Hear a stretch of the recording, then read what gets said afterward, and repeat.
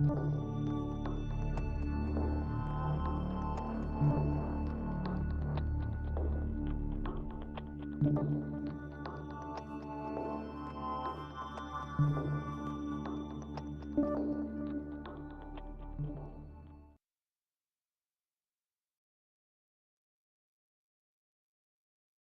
morning, this is the Eager Beaver Show. You are listening to a True North Eager Beaver Media Incorporated podcast.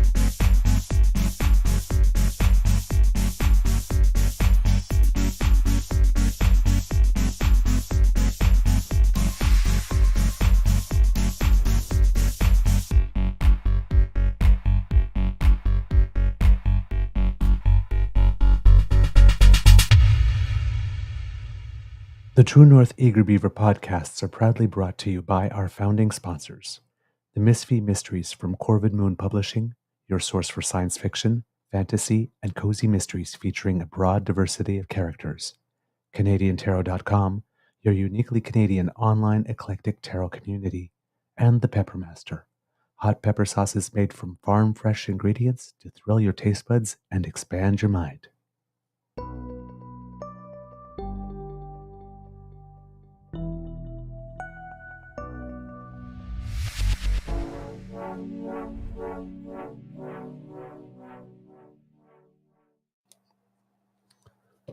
Well, good morning and hello, kids, and welcome to season 4 and episode number 398 of the Daily Beaver Morning Show here on the Crier Media Network. Yeah. Today, recording day is Thursday, June 6th, 2024. And we have a very special episode for you here today at the Beaver Lodge because it is the 80th anniversary of D-Day. I am your host, the Eager Beaver, pronouns he, him, hey, Mr. Beaver A, and with me as always is my good friend, Mr. Grizzly. A big thank you goes to our podcast founding sponsors, the Peppermaster, the Misfit Mysteries from Corvid Moon Publishing, and CanadianTarot.com. Mr. Grizzly, how's your mental health today, sir? You know, all things being equal, which is not truly the case, sadly, but I wish it were, I'm pretty good. I don't know why. I think the brain chemistry is just cooperating right now, and I've been talking for a while about how my life is about to change drastically, and it's been weighing heavy on my mind, my heart, my soul, my psyche, my identity. Like, I'm losing a lot here. And yet today, I'm like, okay. Literally, I woke up just, okay. I can only control what I can control. I can't control this. I can only control what I can control, and what I can control is my emotions and my response to it. So it's not just a matter of deciding to accept and move on. It has a lot to do with the brain chemistry working correctly. Yep. The serotonin transmitters are spitting them out, and the receivers are receiving them. So the reuptake inhibitors, which is sertraline, is working miraculously for me right now. Woohoo! And I only got 5.5 hours sleep last night, so I woke up tired, but I'm in good spirits. And it's cloudy, kind of rainy out today. Mm-hmm. I'm in good spirits. So let's just roll with that. Yes, let's roll with that. From my end, mental health is really good. Went to play tennis yesterday. Probably shouldn't have, because at 5'4", I thought I was going to die. Dude, what were you thinking? But I won. So I'll take it. things are great at home. I'm hoping to stop in Ottawa this weekend because World League Volleyball is playing in town, and I would like to see Team Canada play before the Olympics, so I might Mm. do that. And I have an extra reason to do that because, unfortunately, even though my Beaver sweetie had managed to avoid it all this time, yesterday he tested positive for COVID. Oh, shit. Yes. So I am wearing a mask indoors. I am going without snuggles, and I am sleeping on the sofa. Yeah. Sorry about that, dude. Yeah. Yeah. Well, yeah. So far, I'm fine. Mm. But yeah, he, they just had a choral concert, so we suspect it might have something to do with, choir singing and droplets, and there's a lot of rehearsals in the last lead up and stuff, and lots of seniors in the choir, and so maybe possibly, but I mean, we don't know. Nobody has called us to say that they had tested positive to watch out. So Well, yeah, I'm hoping because we just had a massive employee conference where, my location where I'm working, people flown in from all over the world for this. Mhm. And yesterday being the busiest day of the week, Wednesday's always the busiest day, but this was like the before times. Literally, and everybody I spoke to who's been there for a while was like, yeah, this is pre-COVID numbers. For A, people in the building, B, people going to help desk, people going here, going there, and just getting around, because yesterday I walked 3.3 kilometers in the building, Okay. getting people set up, going floor to floor, because it's a 20-story building, floor to floor to get meetings taken care of, so on and so forth. Each time I'd get in the elevator, it would be jam-packed like the pre-COVID days. So Okay. I'm hoping nobody was sick. Even with COVID, it's the what is the you're carrying it, but you're not showing any signs because I can't remember the name of it again. Symptomatic. Thank you. Symptomatic. I wanted to say automatic, and I knew that was wrong. The way to control it's totally automatic. Sorry. Well, Automatic. symptomatic cases, and that nobody gets sick after all of this, because the numbers are starting to spike again with COVID. I've been told so.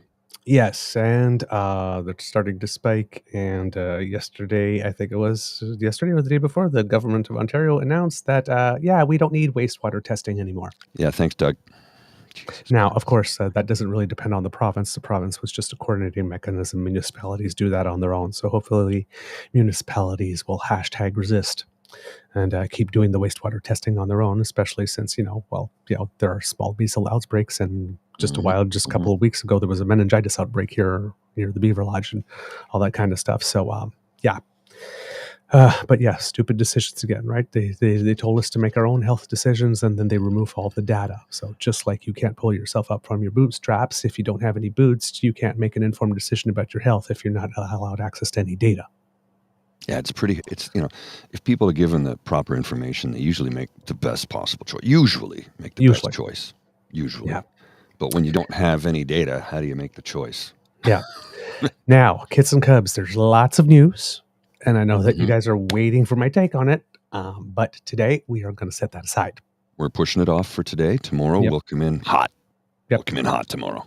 But today, we have an extremely special episode for you because we have with us Kit Hugh Culleton, who is a military historian and retired Royal Canadian Navy.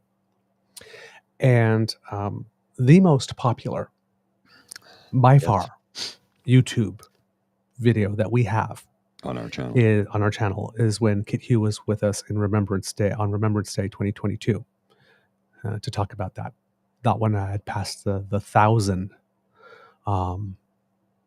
viewers on our YouTube page when we were really, really just starting, which was amazing.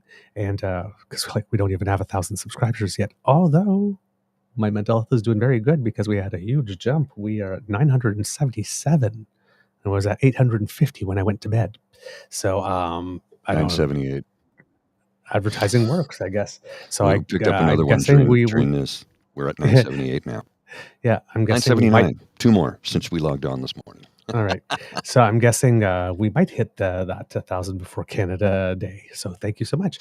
But back then, uh, Hugh broke the bank essentially for us. We had never been that popular. So we asked him if he would be able to come on today to speak to us about T-Day, and he has very graciously agreed. Now, we're having a couple of tech things now and then. I don't know if he's still with us. Yeah, he's still here. He's in the He's green still room. here? Okay. Yeah, he's having His some signal issues, though. So yeah, signal issues. So the visual might not be great, but I think the audio works well. the audio is great. So let's bring him on in, shall we? Put your paws up. Give a big round of applause for Kit Hugh.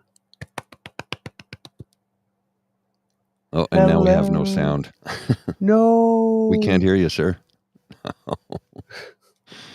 The audio was perfect in the green room.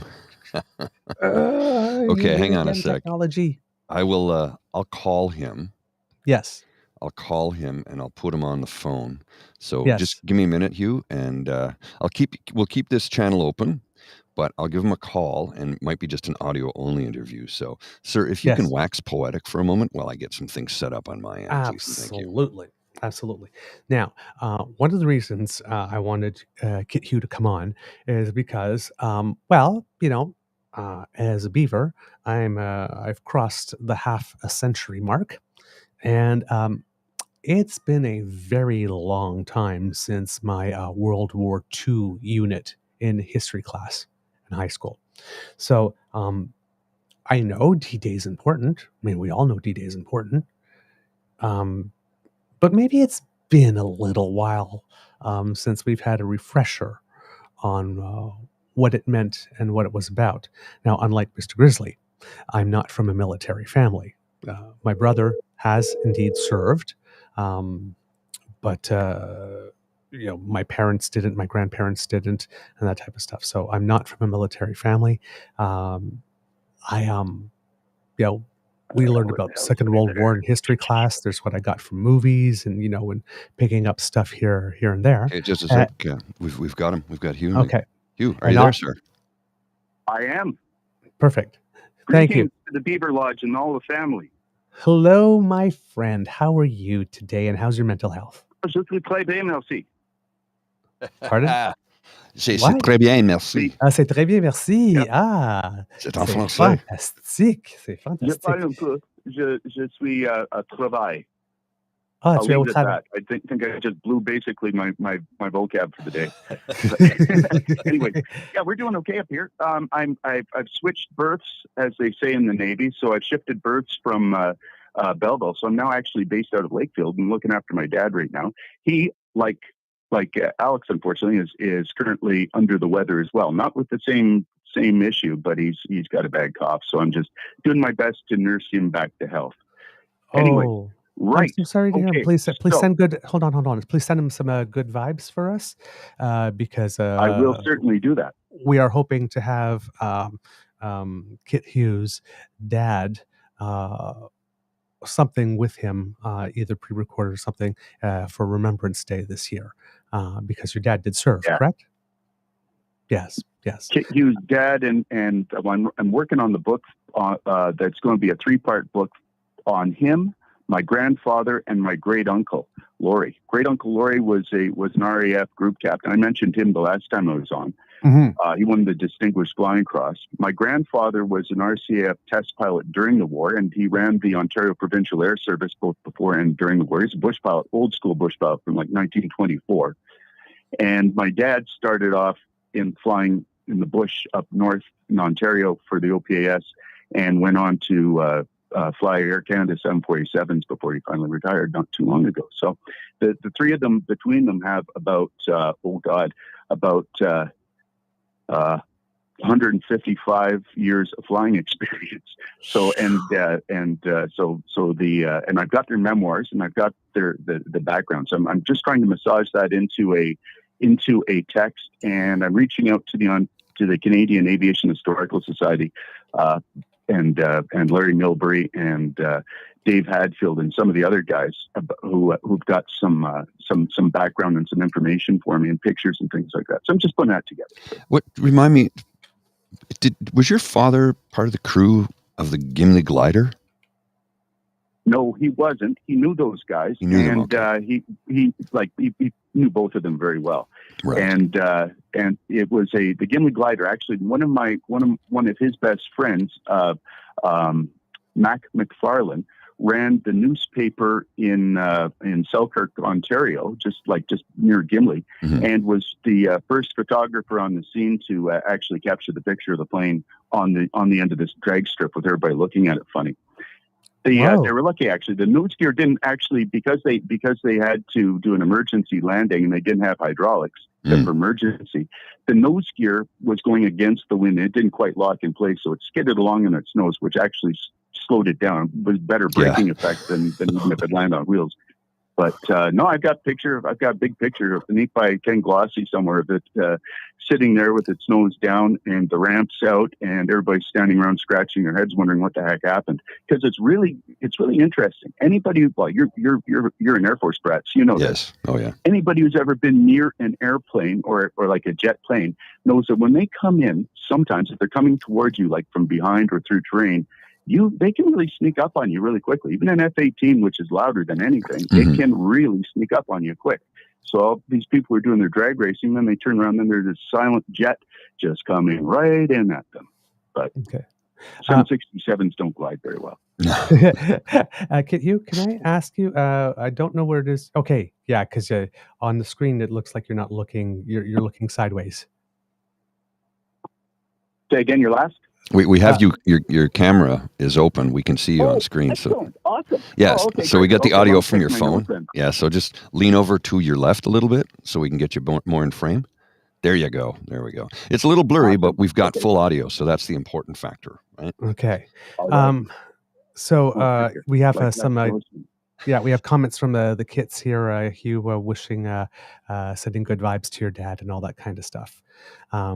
I'll pass on the best wishes. Thank you very much, everyone. All right. Kid Hugh, please, if you would, maybe just refresh us to start with on what is D-Day and why it is that we make a point to observe it. Certainly. Okay. Now, D-Day is one of these historical pivot points in world history. They come along every now and then. Nobody knows when they come, but it's an inflection point. It wasn't the end of the war by any stretch. Mm-hmm. Would the war have been won without it? Maybe. But what it did allow, what did happen on D-Day on June 6th, 1944, 80 years ago today, was without doubt one of the most impressive displays of organization and logistics and training and commitment that we've ever seen in modern history. World War I was a brutal bloodbath. Canada figured out, like the Canadian Army, the Canadian Corps, figured out how to not just survive this trench warfare, as Bill Rawlings wrote about, but how to master it and how to basically how to win it. By the end of the First World War, the Canadian Corps had successively taken on and destroyed over a quarter of the entire German army. That's one corps versus about 85 corps. And they did it one after the other. Hammer blows. The last 100 days of the war, I highly recommend a book by a good friend of mine, Shane Schreiber, Colonel Schreiber from the PPCLI, called Shock Army of the British Empire. That was the Canadian Corps in the First World War. So after the First World War, though, being Canada, we dismantled our military. We went right back down to square one. So we were at the same stage that we're kind of at right now. We've got a small cadre of regular force. We've got reserve units across the country and militia units. Militia being Canadian Army speak for reserve formations, and that was about it. And it's underfunded, undermanned, very quiet. And I mean, right now, I think we'd be lucky if we got 55,000 people in uniform right now. All right. When World War II started up, like in the offing to it, the British were by 1936 realized the war was coming. So they were already starting to ramp up their production, get their stuff together, and figure out how to defend their territories and their empire from the German threat that was rising, because they could see exactly what Hitler was doing. I think personally, this is me, I think Neville Chamberlain got a bad rap because his little scrap of paper, everybody says he was a fool. He wasn't. What he did was he bought time for the British to get their act together and build up their aircraft production and get their organization in place. Now, World War II was fought in phases. The first phase was all completely on the defense. Great Britain didn't lose the war because they were able to defeat the Germans in the Battle of Britain.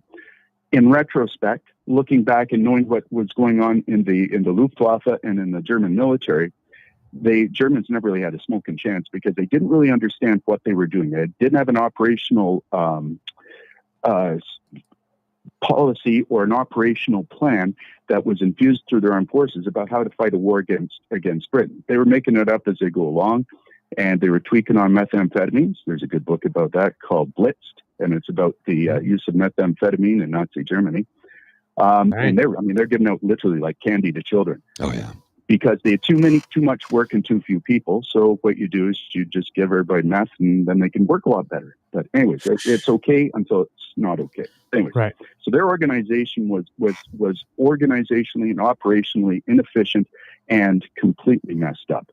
The British, on the other hand, under Sir Hugh Dowding, Air Marshal Hugh Dowding, who got a bad, he got basically cashiered at the end of this and went off to, was the liaison officer to the United States for the rest of the war, which I think is a tragedy because the Dowding system, he basically took fighter command. They broke their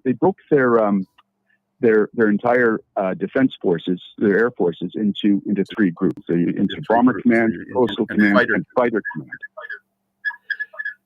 With fighter command, what they had was sectors throughout Britain. You need to kill your. You need to kill your speakers. Hugh, your speakers are on. Yeah. Oh, did it? Yeah. Okay, hang on. Here, try it now. How's that? Yeah, there you go. Better? Perfect. Okay, good. Yeah, okay. So in fighter command, they broke down the entire English coast into sectors. They had what they called chain home, which is a radar system which allowed them to see the Germans coming in. They were able to create basically an analog computer system for controlling every aircraft and every asset. So they were scrambling aircraft in groups of 2 or 3 that would go out and attack the specific German formations that were coming in. And it allowed them to basically maximize their defense. Okay, so that saved that part of the war. Now, by 1944, things are going badly against Germany. They are getting their asses handed to them by the Russians, who have learned how to out-blitzkrieg them. They were able to go into Russia and roll up a tremendous amount of land. But the Germans, again, didn't realize that logistics is what wins wars. Amateurs study tactics, professionals study logistics. And when you've got a logistics train that is going to be 2,000 kilometers long through territory that is not under your total control, you run into some problems and difficulties. So they ran out of oomph. And by the time that they ran out of oomph, the Russians were able to start rolling them back.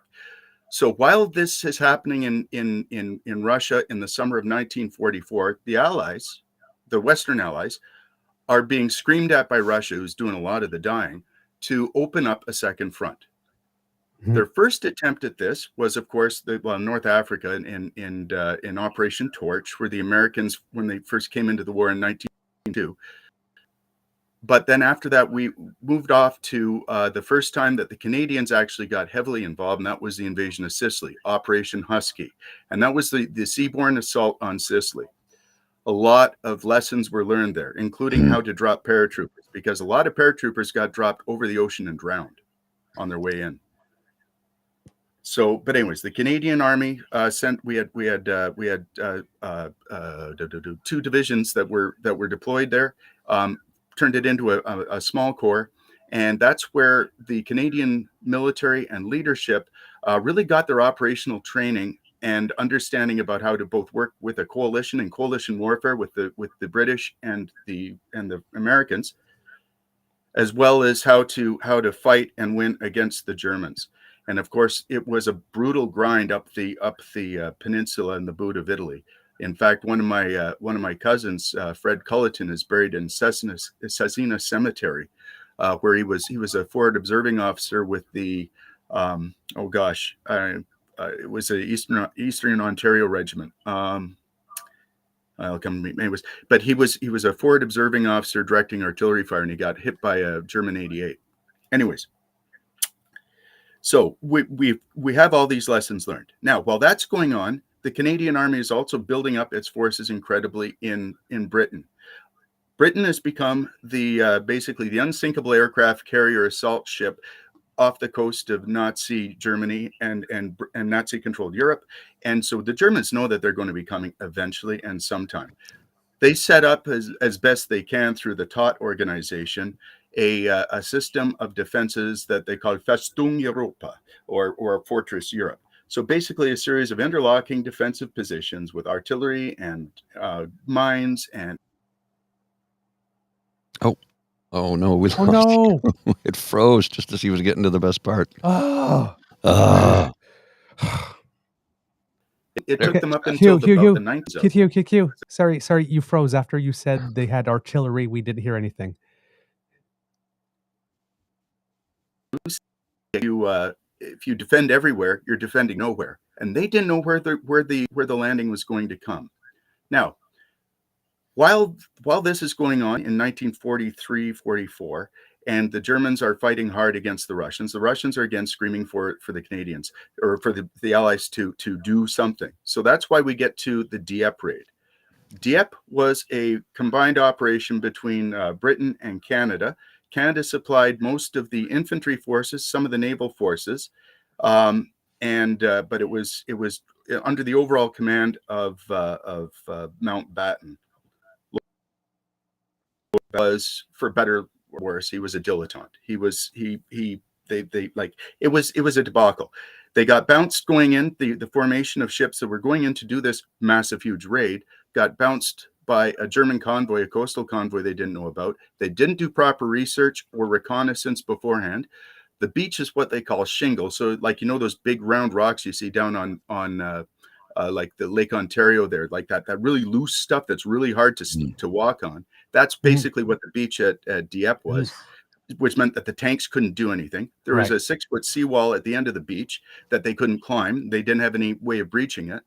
And both ends of the beach were covered from heights with artillery and machine guns, and it turned it into what they call an enfilade, or an enfilade fire zone. So basically they're getting hit by fire from the front and from both flanks. So it was a debacle. We lost a lot of people. The division that fought there, 2nd Canadian Division, was the one that was supposed to be in the main landing at D-Day in 44. They were burned out. Their entire force had to be rebuilt, and so 3 Canadian Division under Keller was tasked with doing it. So the one lesson that they learned from this, so they really shouldn't have had to learn, because I mean, the lessons that they were learning were known throughout history. I mean, it was just basic common sense. You do prior reconnaissance, you learn where the enemy is, you figure out what you need to do, and then you deploy your forces in the most efficient way possible in order to meet those objectives and support them. Well, anyways, it caused the British and the American and Canadian, the high commands, to go back and to plan from scratch and to say, right, we really have to do this differently. So from about 1943 on, the war enters a different perspective. Like in the First World War, up until about 1916, it was amateurs running the show, and people like pulling ideas out of their butts and trying to make everything work. By 1917, it had turned into a professional organization. Same thing in the Second World War. It takes a few years for your systems to build up, to get the right people with the right experience and training into the right positions in order to make the thing work. By the time that summer of 1944 came around, we had an incredibly precise plan. Like the operation order for Operation Overlord, which is the entire invasion of Europe. It was broken down into two parts. It was broken down into the landing, and there was also Operation Neptune, which was the naval portion of this. The operations order ran, I think, about 900 pages. It read like the Bible, like absolutely everything, down to how you're going to load ammunition and food and supplies into the landing craft, so that when the guys hit the beach, they've got the things they need first right away, and then as they move in, then they've got the access to everything. So they had a very, very good organization down. In order to do this, they realized from Dieppe that they had, like, anytime you're launching an assault, it's got to be it has to be overwhelming. You have to apply a lot of force, because one defender can usually stand up against maybe 2 or 3 attackers, especially when they're coming in without cover against a defended position and expected. So what do? They used deception. Patton was given a fake army made up of inflatable tanks, as we are now seeing it used in Ukraine, by the way, to attract drones away from actual assets, in the north of England, so that it looked like maybe they were going to hit right across the coast at Pas-de-Calais, which is where the Germans thought that they were going to come, and the British and the Americans did their absolute best, like the Allies did their absolute best, to convince them of that. Part of warfare is deception. It's one of the basic cardinal rules of war. Best way to do that is to make the enemy believe what they want to believe. Don't try to make them believe something they don't want. You want just, if they think you're going to go to Calais, you put things out there like bombers and reconnaissance aircraft and ships off the coast, and you make it believe that that's where it's going to be. And that's what they did. About a quarter of the Allied tactical air assets that were deployed against France in advance of the Normandy landings were deployed well away from Normandy. They were going north, they were going south, they were going all over the place, so that the Germans didn't know where this was going to happen. That the only chance they had was to maximize their ability to be unexpected. Now, going back to, so that's the background here. If we want to look at this, I think the best way to talk about the entire battle is to look at from the perspective of the 3 branches. So you've got an air component, you've got a land component, and you've got a sea component. I'll start with the sea component because I'm a sailor. The Operation Neptune was, at that point, the largest naval assault and largest naval force ever assembled in human history. There were well over 7,000 different vessels involved. About 250 of those were Canadian. Remember also that at this point in time, Canada was the force that was in charge with transporting and all the supplies safely across the Atlantic. So the United States Navy wasn't in charge of Atlantic operations, despite what that horrible Tom Hanks movie about the destroyer says. If that were an actual real movie, the Canadian corvettes would have been the scoper or the senior ship present and giving the orders. Wouldn't be an American on his first tour, because they didn't know what they were doing at that point in the war. But anyways, I digress. So the Canadian Navy is, which at this point is also the 3rd largest by number of ships in the world, is tasked with maintaining the lines of communication across the Atlantic, taking out and hunting and killing all the submarines. And by this time, we're getting very, very good at that.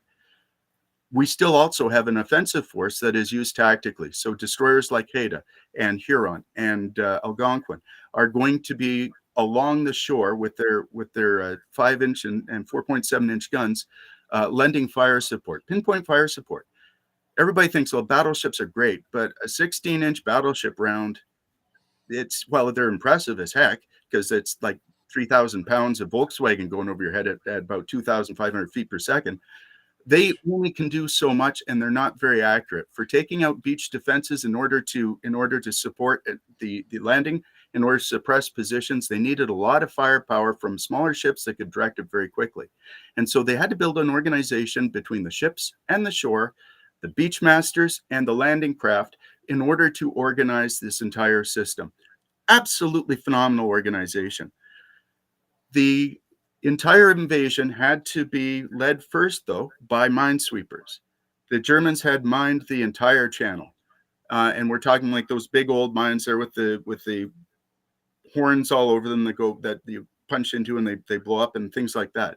They were all over the place. So what they had to do is they had to send in under fire a force of minesweepers to sweep the channels ahead of them, lanes ahead of the landing craft, so that they could actually get into the beach. One of the pictures I shared with you, I don't know if I shared with you, I probably should have, and I didn't. But anyways, they had to set up an organization and a navigational system where each beach had light ships way out in the middle of the channel that were anchored in specific spots. So when the landing craft came in, they knew exactly where they were going. So they basically, like an airport, sorts you out into which flight you're going into.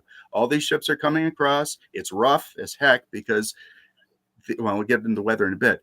But so they had to do all this, and they had to do it very quickly, and they had to do it in the dark, and they had to do it before the landing ships were able to get there while they were still underway. D-Day was not supposed to happen on the 6th. It was supposed to have gone in about a week before. But because the weather, yeah, over the North Atlantic, and weather usually goes from west to east, does here in the Northern Hemisphere, they had to wait for proper conditions because the Normandy coastline is an exposed oceanic coastline. You get some of the largest waves in Europe in the North Atlantic, or from the North Atlantic, because it gets channeled in, it gets funneled in, and as it shelves and shallows, these waves build up into massive, huge swells. And you can't land ships, you can't land troops safely if you've got too rough a sea. They had to wait for the right conditions.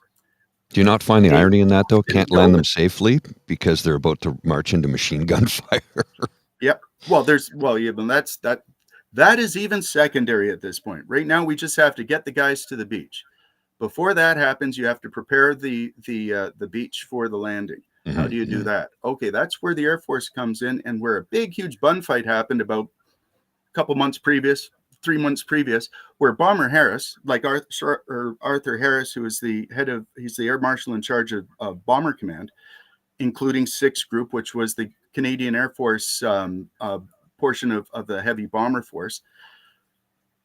His primary mission and purpose in life is to reduce Germany to nothing. He realizes very quickly on, because he's a very pragmatic man, that his bombers, unlike the Americans who think that they've got this really tricky-dicky Norton bomb sight that can hit a pork barrel from 35,000 feet, which it never could. It just didn't work.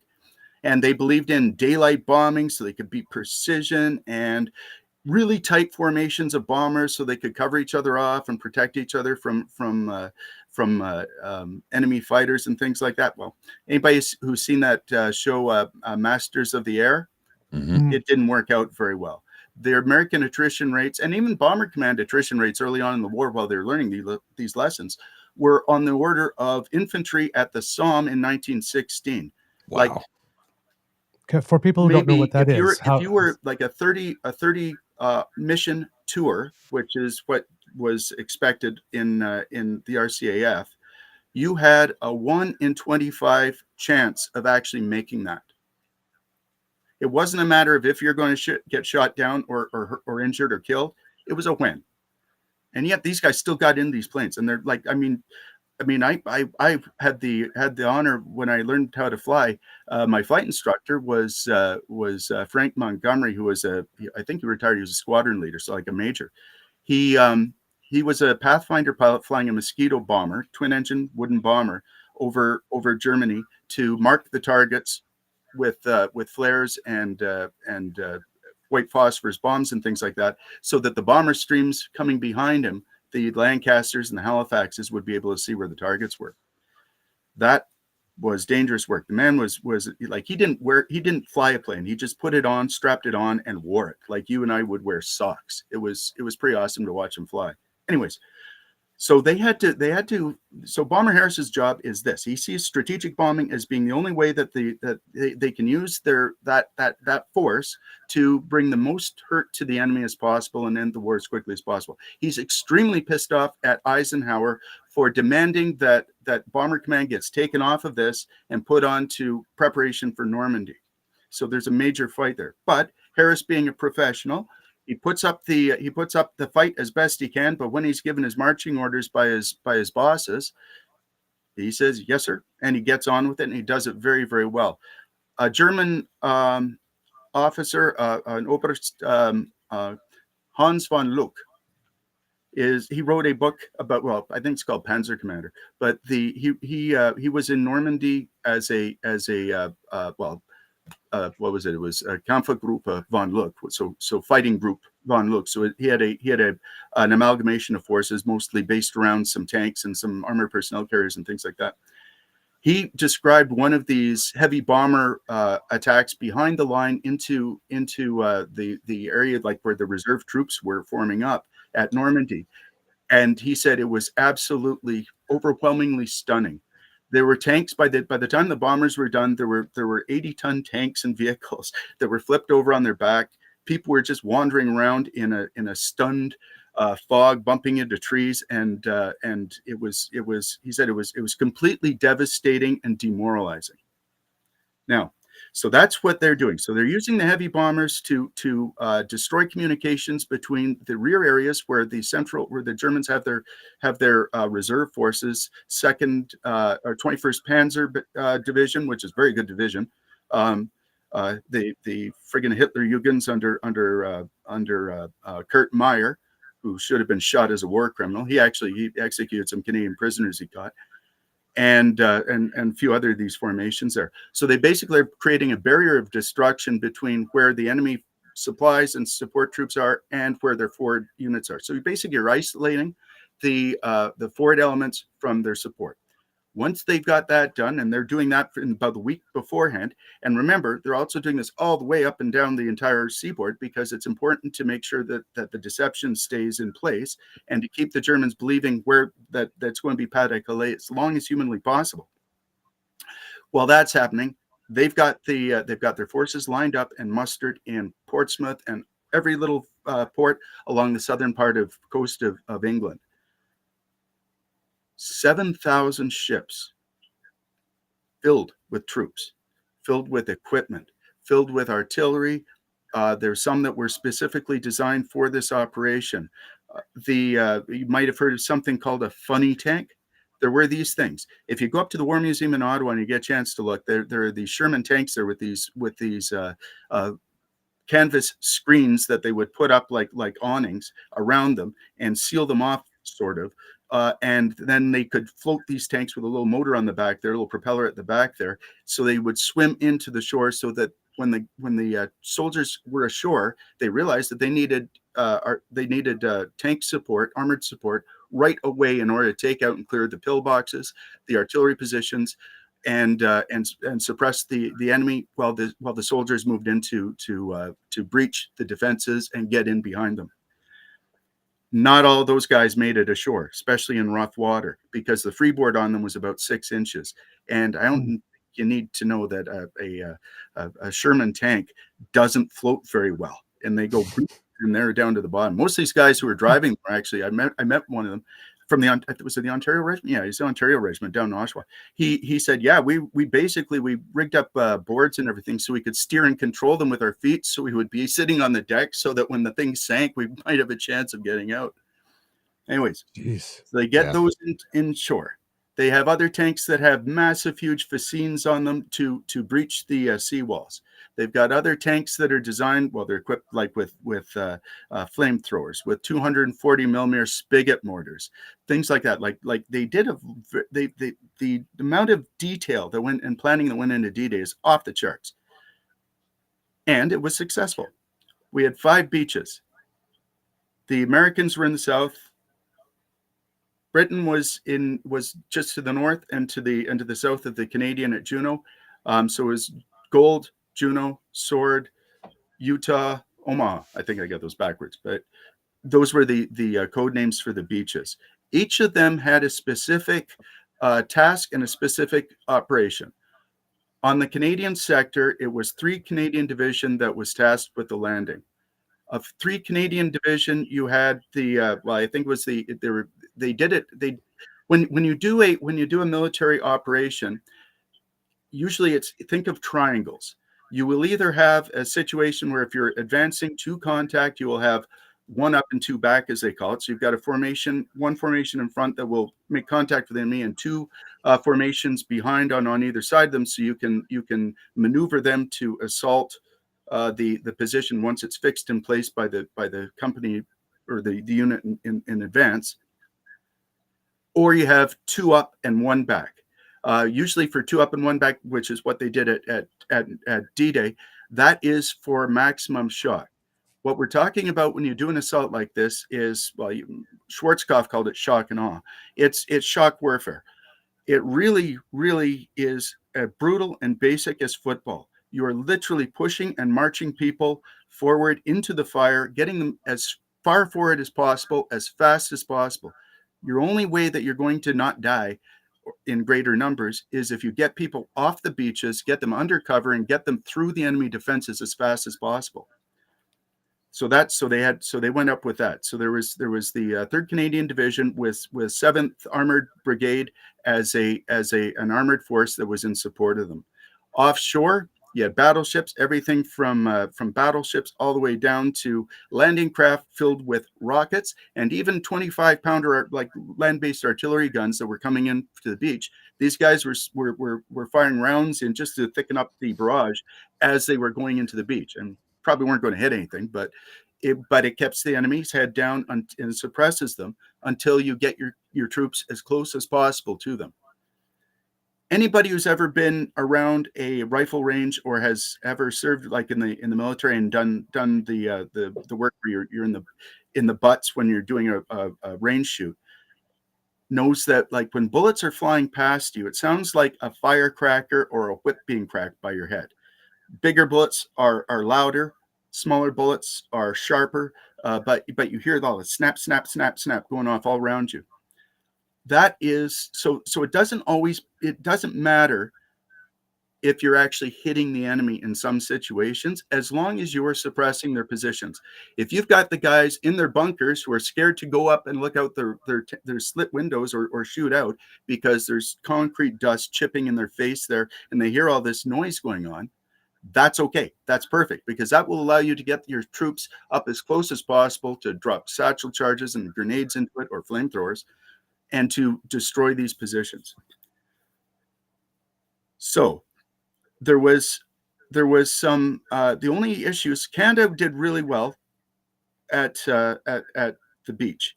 We were able to get through the beach. We were able to get into the towns and get through the enemy defenses fairly effectively and quickly on the first day. We were able to make our objectives.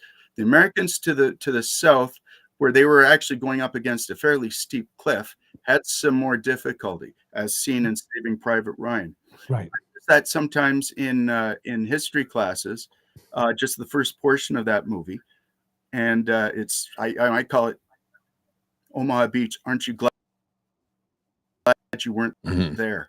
Like as much as you can ever get anything real from a movie, because you don't have the smell, you don't have the actual overpowering sound, you don't have the fear and the sense of dread of what you're doing. Because if you've ever walked, or if you ever get a chance to walk on the beaches of Normandy or Dieppe, the very first thing that strikes you is how flat and open it is everywhere. There is no cover anywhere. So the moment that door falls down and you guys are walking out through the surf ashore, you're alone. Yeah. It's completely alone. I've never done that, but I can only imagine how terrifying it would be. You're suddenly you're there, and you don't have any cover, you don't have anything to do except go forward as fast and as far as you can and hope for the best. It's you basically what these guys were doing, like sometimes like when it's raining and people put their heads down and walk into the rain. That's what they were doing. MG 42s, the standard German machine gun, had a cyclic rate of fire of 600 rounds a minute of 8mm ball ammunition. So that's 192 grain bullets that are flying out at about 2,500 feet per second. 600 a minute. You do a barrel change and you can keep up that rate of fire all day. So it doesn't take a lot of guys who have got a defended, protected and armored position and enough ammunition. Unless you can get past that, they're going to win. Rommel said this right off the bat when he set up, and it was Erwin Rommel who planned most of the at the senior level. I mean, it was engineers that actually did it all, but he planned most of the beach defenses and the way that they were going to lay out their defense for Fortress Europe. He realized Germany, the only way that's that Germany, we're going to right? get this, or the only way we can win, Hugh, is Hugh, if Hugh, we Hugh, Hugh, kid, Hugh, kid, Hugh. stop them right at the You can't tide hear. line. We cannot let them get past the beach. Once they get inland, we're screwed. You can't do anything about that. So his focus was to ensure that the forces required were as far forward as possible, so that they could react very quickly and reinforce the areas that needed to be reinforced as quickly as possible. Didn't work out that way for a couple of reasons. Going back to what I said at the beginning, this is a war effort being run by meth heads. They, like Hitler and his political leadership and the military leadership, were a bunch of yes men that were reporting to him. The making the Führer happy was vastly more important than actually ensuring that the operations were carried out successfully. I mean, people say that Germans are very efficient and everything. Well, not so much in the Nazi command. They lost the war for very sound reasons. One of which was their logistics and their ability to coordinate a national war effort was not great. For example, a Heinkel 111 bomber from, say, late 1930s, early 1940s that they used to bomb Britain in the Blitz. They cost approximately $2,000, or sorry, 2,000 Reichmarks to build, say. The survival rifle in them was a handmade drilling, because Hermann Göring liked hunting and everything. So it's a double barrel shotgun rifle with a single rifle barrel underneath. Beautiful thing. But those things all by themselves cost about 15,000 Reichmarks. So you're putting as a survival weapon for a bomber that might crash. You're putting a weapon that is more valuable and more resource intensive than the entire friggin' airplane that it's supposed to be working for. So these were sort of their problems. Same with their armor and their tanks. They didn't design things with reliability and maintenance in mind. A lot of people denigrate the Sherman, saying that it wasn't as good as a German tank. Well, it was, because one, what is it that the Russians say?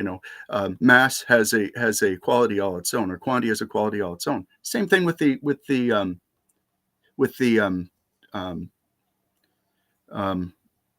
Shermans. They had an industrial base. Canada was pumping them out like crazy. America was. Everybody was using them. So all the equipment standardized. So it was Canadian, British, American, doesn't matter.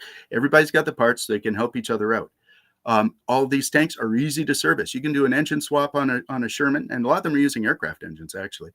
You can do an engine swap on a Sherman in maybe about 2 or 3 hours. German, you had to put it on a trailer, put it on a train, take it all the way back to the factory, and it had to be taken completely apart, re-engined, whatever done, and then put back in the field. It was incredibly inefficient. Plus, by that time, by 1944, because of Bomber Command, because of the way the war was progressing, they didn't have access to the strategic materials, copper, aluminum, and various metals like magnesium and things like that they needed in order to keep up their production. So, all right, so we get to the beach. We've got our Canadians ashore. They're moving inland. While this is going on, now we see the tactical Air Force coming into play. Just like during the Blitzkrieg, the Germans used, and they didn't invent it, because basically what you see in the Second World War is all the concepts, the operational concepts and tactical doctrine that was developed in the First World War being employed with vastly more efficient weapon systems and training and a procedure, a doctrine that so everybody knows how to do this. In the First World War, you had fighter bombers, saw up with camels and things like that, strafing enemy positions behind the line, dropping occasional bombs, things like that. Okay, now in the Second World War, we've got Hurricane Mark 3 and 4s with 4 20mm cannons and bombs. The Hurricane, by that time, not the best frontline fighter, but certainly a very rugged airplane and a very effective ground attack airplane.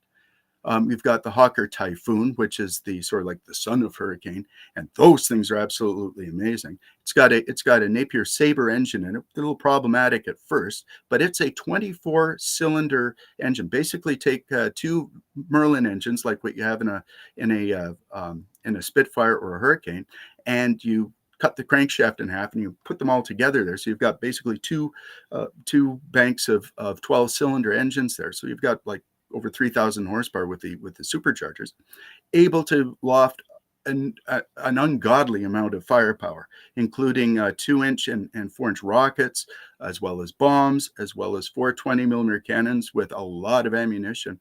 One squadron of Typhoons would have the broadside effect of a heavy cruiser. So they had a lot of this firepower. And the best thing is, you've got radio communications and a system in place between the ground guys and the air and the ships out at sea.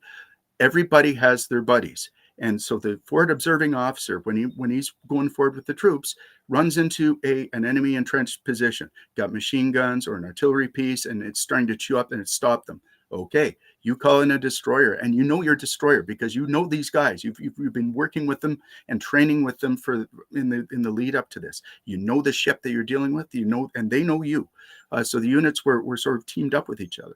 And you call in support, and that support comes in. And a lot of these destroyers were actually getting really close to the shore. Like there were a few of them that almost grounded because they want to get in close enough to make sure that they're laying in as much fire as possible.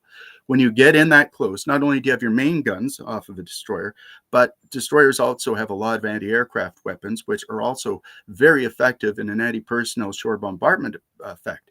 So a 40mm Bofors, which is an automatic 40mm gun, fires shells about that long and about 40 millimeters in diameter, high explosive and self-destroying tracer, and range out to about 4,000 yards, easy. And they're firing those things one mount, like one single gun will fire maybe about 25 rounds a minute. And so you've got these quad mounts of these things there.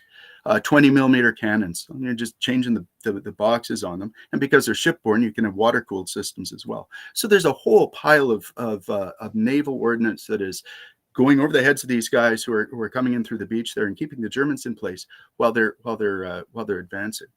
Once they are inshore and they're out of range of the ships, that's where the tactical Air Force came in.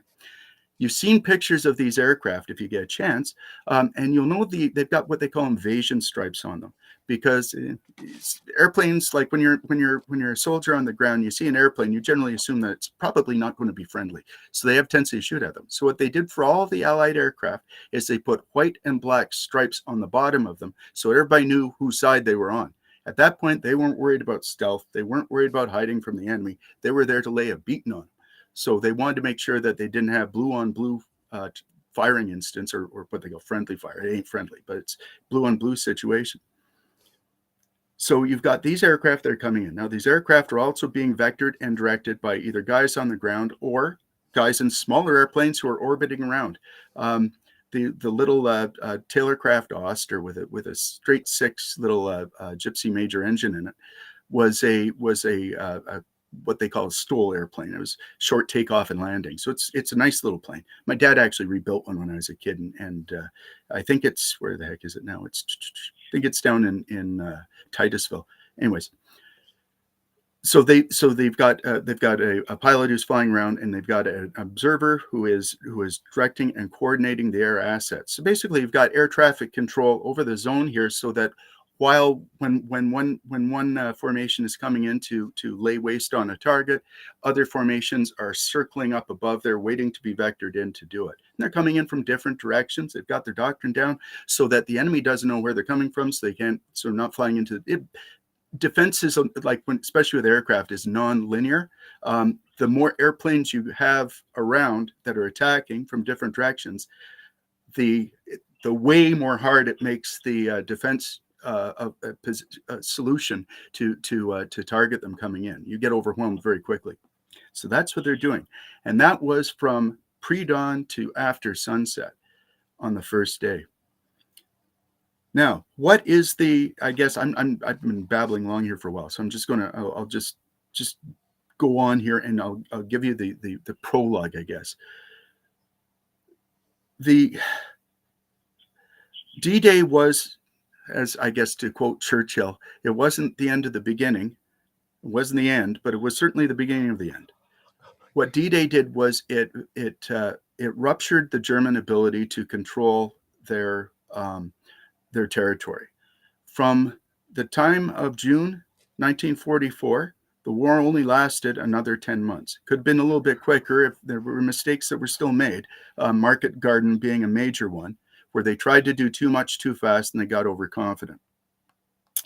But because of D-Day, the German, everybody who actually was paying attention or actually understood anything about,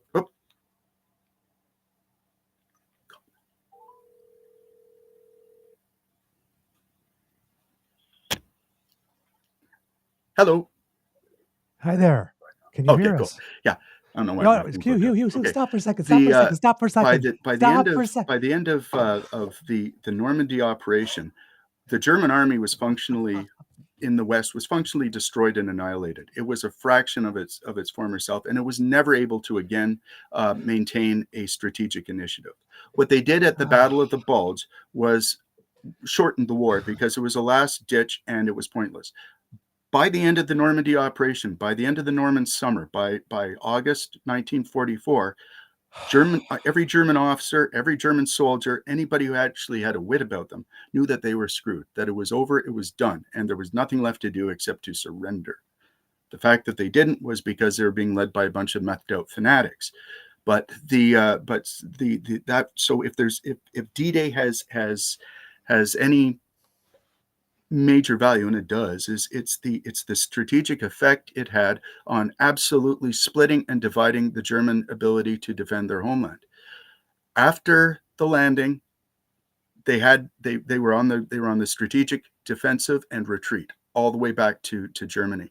The Russians at this point with Operation Bagration, had kicked their butts out of a lot of Russia proper. They're moving them back rolling them back through the Ukraine and inflicting millions of casualties on them.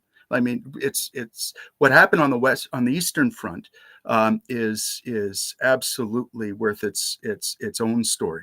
There's a really good book done by an American officer right after the Second World War, who is a fluent German speaker, and he interviewed a lot of the German senior officers. Yes. Hello. Yep. Oh, okay. You can hear me now. Awesome. No.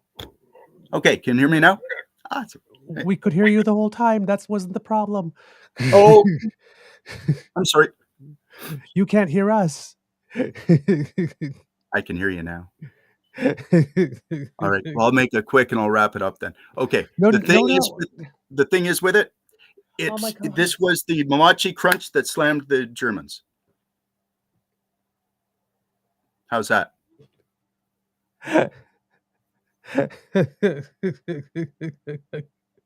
Okay.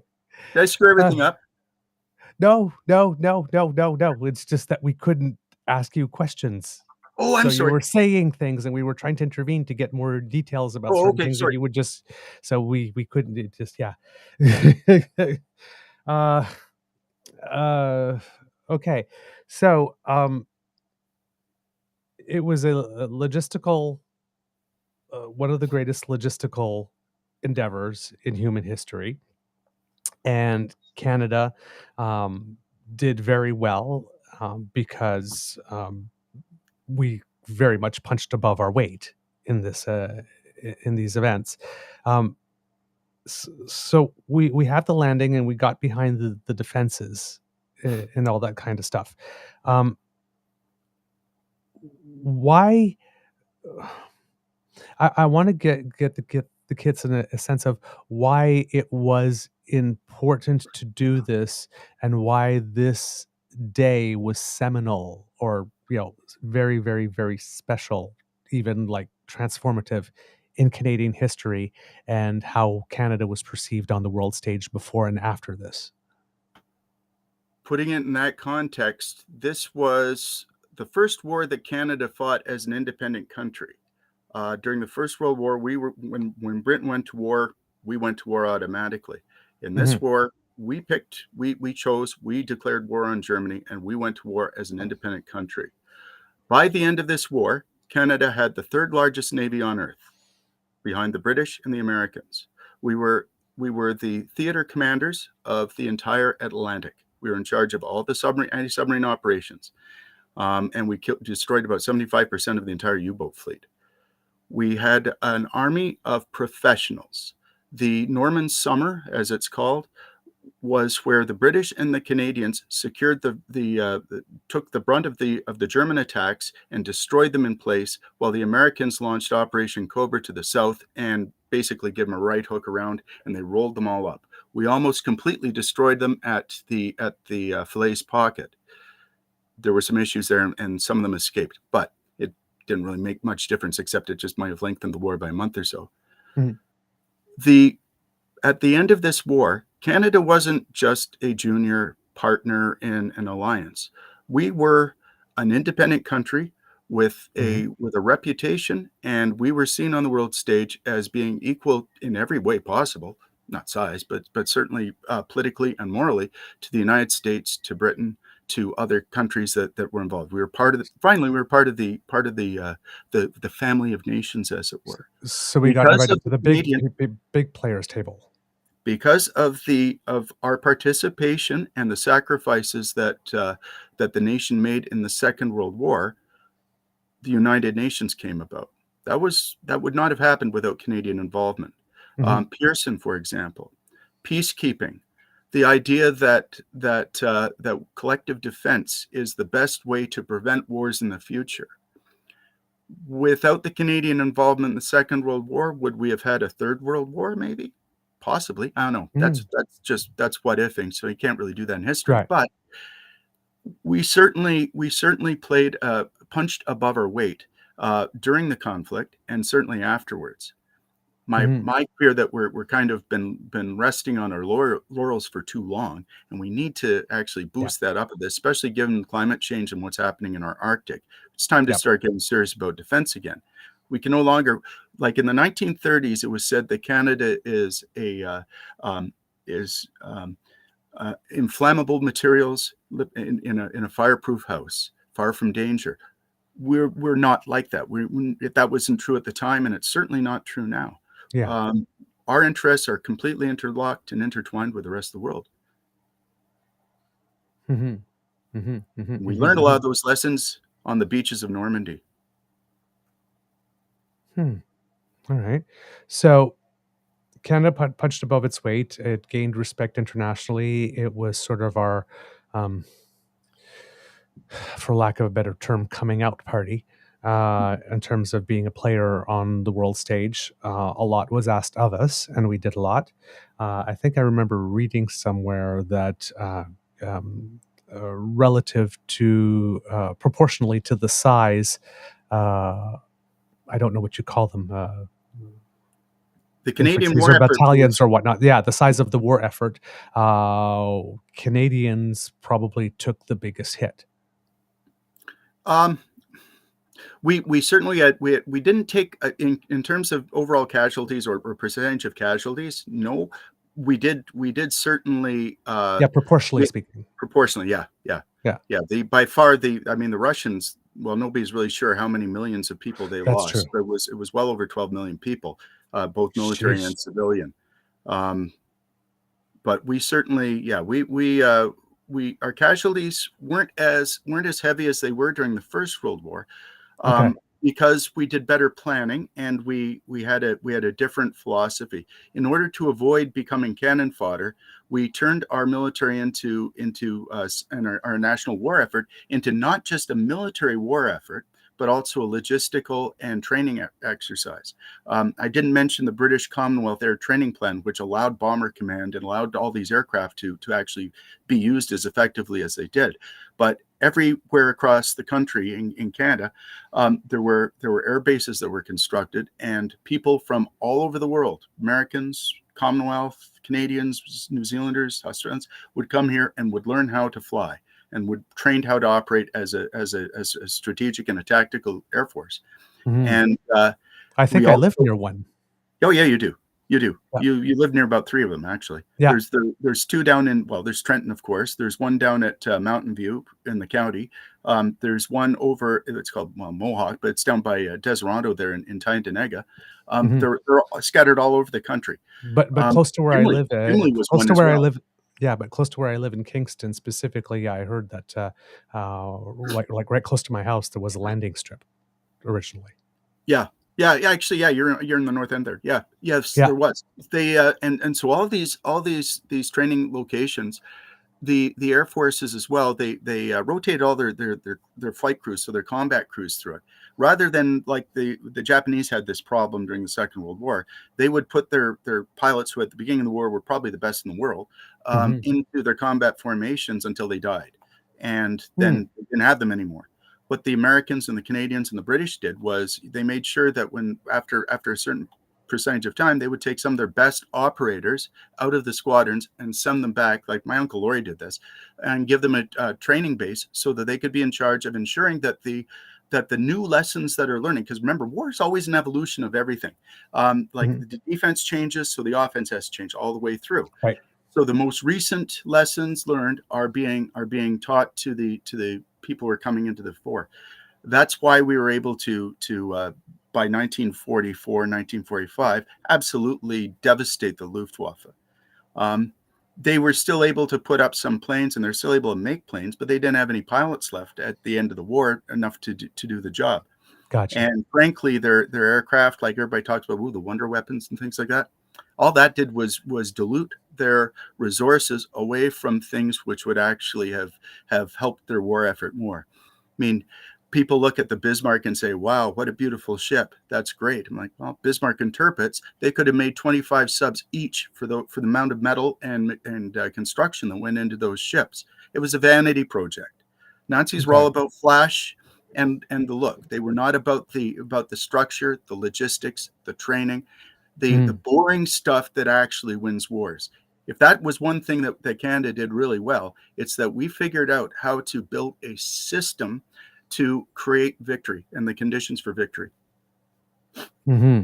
So the Germans looked fierce, and looked scary, especially with the uniforms, because those uniforms were something. Hugo Boss made good uniforms. I mean, you got to give them credit where it's due there. I mean, silver piping on black looks pretty cool, but yeah, I know. Yeah, there was but yeah, that's really funny. That's an aspect I did not know that that really, for all intents and purposes, logistics won the day here. Yeah, and that if there's a lesson to be learned in the study of war, that's it. It's that weapon systems and don't win wars, and individual courage does not win a war.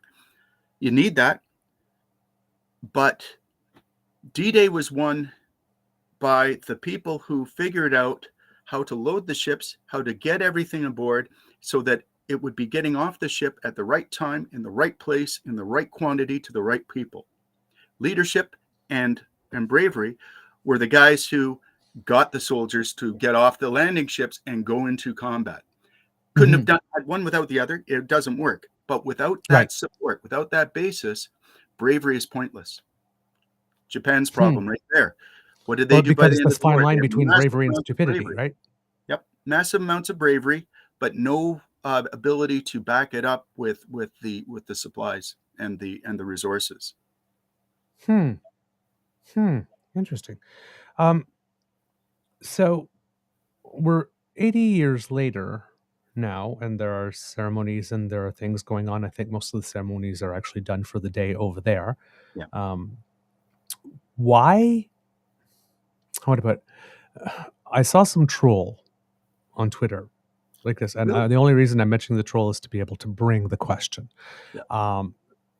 Complaining.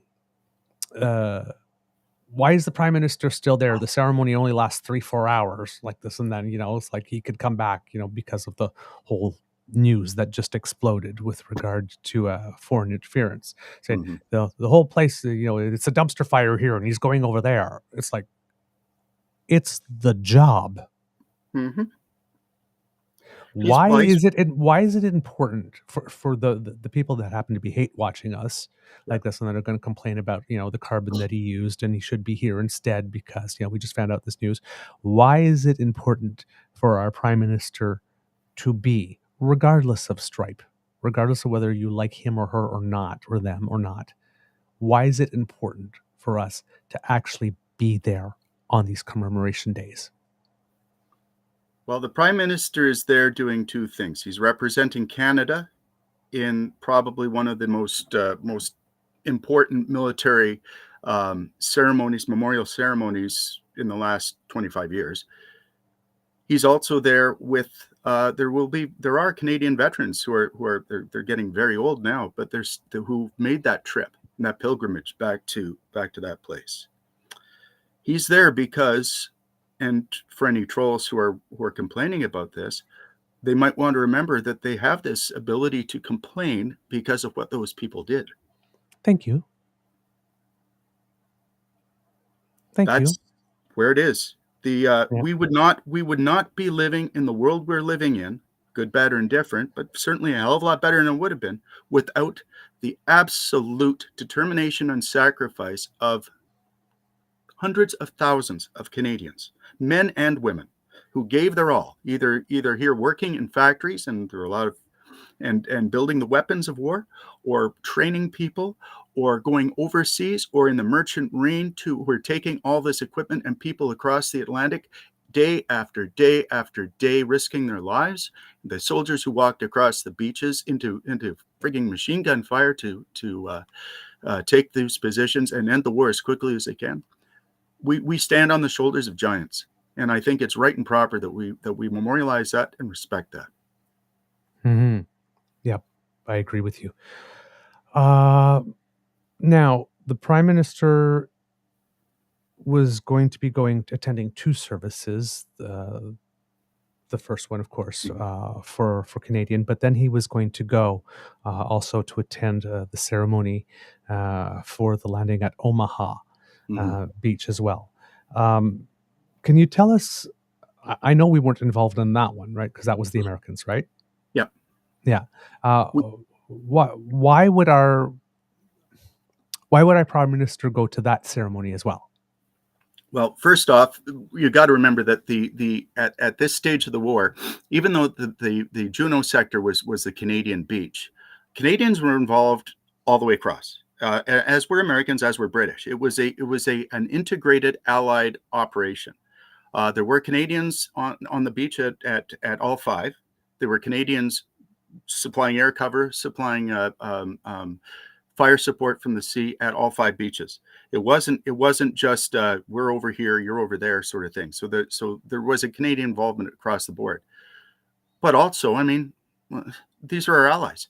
The United States at this time in the Second World War was the most powerful nation on earth. It's sort of things change. I mean, maybe it's not there now, of course, but its participation in the Second World War cannot be underestimated.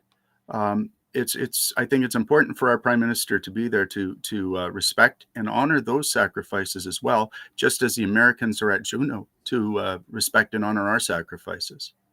Right. It was a team effort. We were all in it together. So that'd be my answer. Yeah. Now, another thing I had heard, because I was listening to a couple of things, was that on D-Day, when D-Day had come around, because the Americans have their version of, they won the war, which we know that's not exactly it wouldn't have been won without them, but they didn't win it for years. They kind of arrived in a little late. But at that point, it was more the British that were the biggest group there, not the Americans. Is that correct? Not quite, actually. By this Not point quite? in the war, Okay. the Britain was a declining power. Okay. The Second World War was the swan song of the British Empire. They realized, well, it was by the Suez Crisis, they realized that they were no longer a major power, and they had to change their policies. But the understand also, like, while this is going on in Europe, and while this massive, huge invasion is happening in Europe, at about the same time, I think about a week after this, was it Peleliu? I think there was an American naval operation attacking about the same size that attacked over 3,000 miles out of Pearl Harbor and several other places to take out several islands in the Pacific in a chain. So the Americans at this point are the preeminent power on the planet. The Big Blue Fleet out in the Pacific is massive. Like, we're talking, by this point in the war, they have, I think, over a dozen aircraft carriers, heavy carriers, not to mention several dozen light carriers. They've got more cruisers. By one point in 1944, late 1944, the American naval aviation in the Pacific Navy in the Pacific had more destroyers than the Japanese did aircraft. Okay. So the amount of production that America is able to do is absolutely phenomenal. Their participation in the war, both in terms of direct combat, as well as the supplies and the weapons and the logistics and the oil too, because they're also the major oil power on the planet as well, cannot be underestimated. The Russian advance through Bagration all the way to the gates of Berlin, most of those guys were riding in the beds of Studebaker trucks. So there's a tremendous amount of American involvement throughout the world. So, and yeah, they were slow getting into it in the Second World War. Pardon me. And as a Canadian, I get a little jingoistic sometimes. And I think that they do tend to toot their own horn a little too much. Many of their stories that they tell in their movies are borrowed, well, you say that kindly, from other incidents that happened around the world, like what was that, U-571 or whatever that movie was, but where they captured the documents on. Well, Okay, yeah. Canadians did that. It was, Yeah. and actually the one Canadian who did that, he was naked when he did it, except for his sea boots, because he lost all his clothes swimming across the submarine to keep the hatch open with a handgun, so that they couldn't submerge, so they couldn't sink the sub, and they were able to get the Enigma codes. With the Enigma codes, they were able to read all the German codes. They could tell where the German subs were, so that meant that they could route their convoys around them. I mean, Okay. wars are. This is a fantastically complex undertaking. And it's, I don't know, as a historian, I just it's a brilliant 7-year period that more like sometimes, what is it they say, like sometimes it takes years for something to happen, sometimes years happen in a second. That this is one of those compressed time frames. We start the Second World War basically like we ended the First World War. Same weapons. Number 1 Mark III Lee Enfields, Lewis guns, biplanes. We end the war with nuclear weapons and jet fighters, and radar, and advanced communications. The spectacular growth in technological advancement throughout these 7 years is another wonderful story that needs to be shared as well. And D-Day is certainly as part of that, with the ability to coordinate and communicate. That really, and like, just going back to the Norman Summer for a second, the operational ingenuity that people were coming up with, like Guy Simmons and his command. Guy Simmons was one of our finest combat officers. Montgomery thought he was way better than Harry Crerar. In fact, when Harry got sick, he took over First Canadian Army from Harry. Okay. Operation Totalized Intractable. He came up with something called artificial moonlight, where they used massive, huge anti-air, like the spotlights, pointed up at the cloud base to illuminate the cloud base, like, how cities look like at night, so you can actually see what's going on, so that soldiers could move forward and do night attacks. This was the sort of ingenious planning that these guys were coming up with. It's really interesting. Jeez. Wow. So much you never hear. That's so cool. Wow. I didn't think that we would be talking about someone swimming naked and creating artificial moonlight. Well, it's That's kind of scary, I amazing. guess, if you're looking up out of the hatch of your U-boat and there's a naked guy with a Webley revolver standing there pointing it at you. You're like, what did we walk into? See, there's an inappropriate joke there, but I won't make it because we're talking about D-Day. Save that for later. Something involving being happy to see me. Well, it was the North Atlantic, so I'm sure that he might have been just a little bit short, but.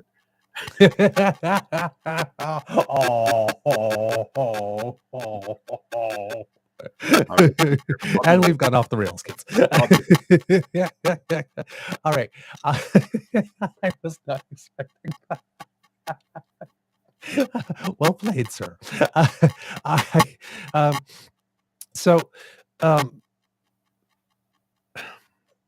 For Canadians, how would I put it? Newer Canadians to Canada, who may not have, who don't have a family here unless they married into it, that have a military past associated with Canada. Why is it important for them to know this part of Canada's history? Well, if I would say that, like, if you're looking at different ethnicities, we're virtually every ethnicity that is here in Canada today served during the Second World War. I think of, for example, Curve Lake, for example, the Anishinaabe community just near here. Literally every person of age to volunteer for the military volunteered for the military out of that community. They had to give up their status in order to do that. I mean, Canadians have like we've had people like even in the First World War. I mean, Lester Pearson, he was a pilot in I think it was a reconnaissance observation plane in the First World War. His back seater was Sikh. So we've always these people have always been part of our story and part of our national history. And I think that one of the things that we don't do a very good job at is recognizing that. Same thing like on Twitter, who are like, oh, military's getting so woke and all these gay people are going to make it all horrible. Oh, well, LGBTQ2S people have always been part of our military. Some of the bravest and most brilliant people I've served with were of that community. I mean, a nation's military is always a reflection of its entire society, good, bad, and indifferent. It's always going to be there. You're going to get some rednecks in there. You're going to get some real lefties in there. You're going to get people from a variety of backgrounds. If we say, well, this was a white war, well, that's not being truthful either, because there were tremendous numbers of Canadians of color who participated in the Second World War. We also have the burden of shame to bear with the way that we treated our Japanese Canadians. We did the exact same thing interring them as the Americans did. David Suzuki, for example, had to spend time in a bloody camp. So warts and all, I mean, this is part of our heritage. This is part of our history. And history doesn't rhyme, or doesn't repeat, but it does rhyme. Mm-hmm. There are always lessons that we can draw from the past about how we reacted to these situations, so we can apply those to the future. Mm-hmm. Times change. People don't. We've got the same brains as we did 10,000 years ago. So people's reactions, people's emotions, people's way that they process information never really changes. Certain circumstances change, but we can always learn from the past. I think it's important for that. Mm-hmm. Yes, indeed. I concur there.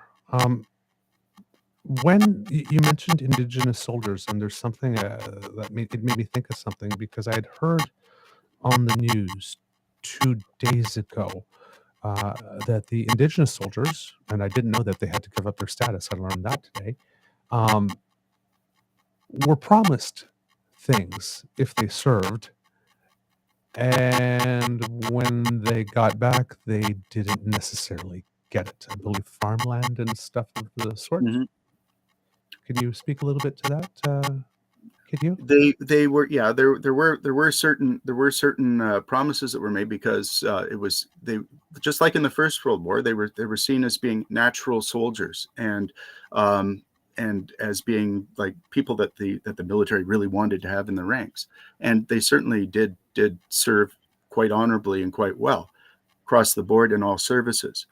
But Canada, I mean, like we've got a fairly significant problem with our racial history, and in fact, during the Second World War, we also had some problems with just even with French as well as English, for heaven's sakes. I mean, there were in 1944, 1945, there were riots over conscription riots in Quebec, which damn near split the country. Mackenzie King did his best to try to hold that together and I think he probably did as well as he could with that situation. Was he the one that said conscription if necessary, but not necessarily conscription? Yeah, he tried to thread that needle, and all he did was wound up ticking everybody off.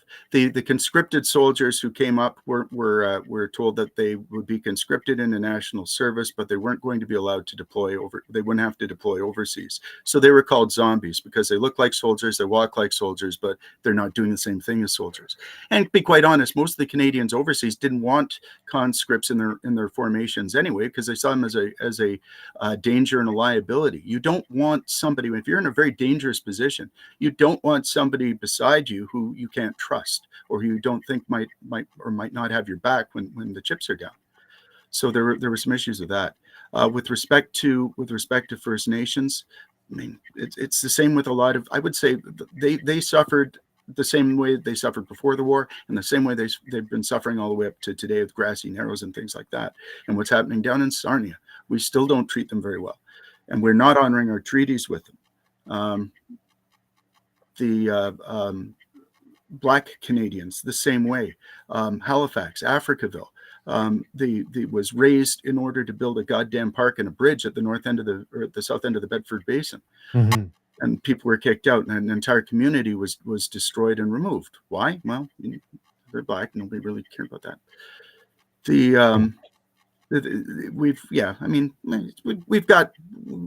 We've got some serious baggage with the way that we treat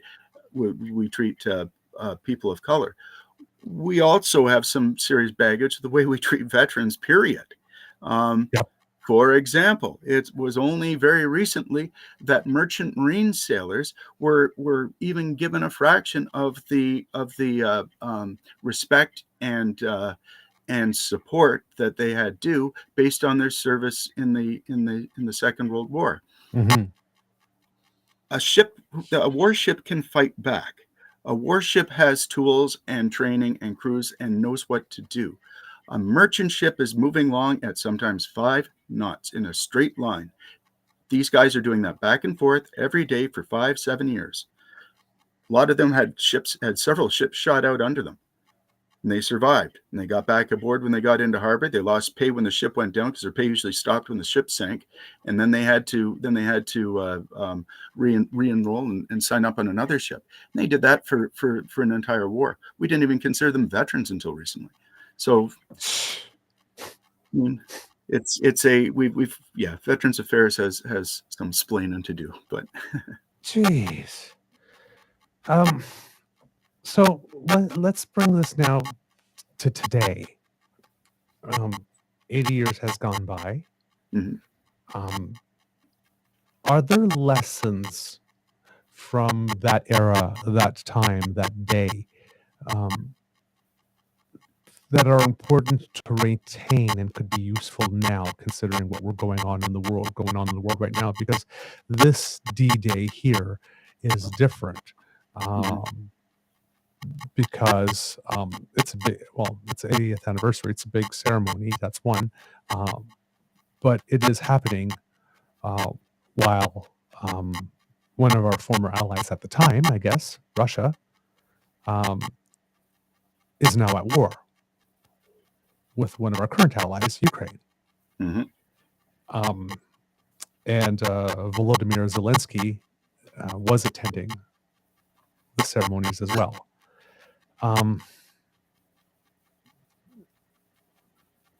It's, how would I put it? Like Russia recently had Victory Day. Mhm. And there were people from nations that had been involved on the Allied side at the time that did not attend Mhm. now.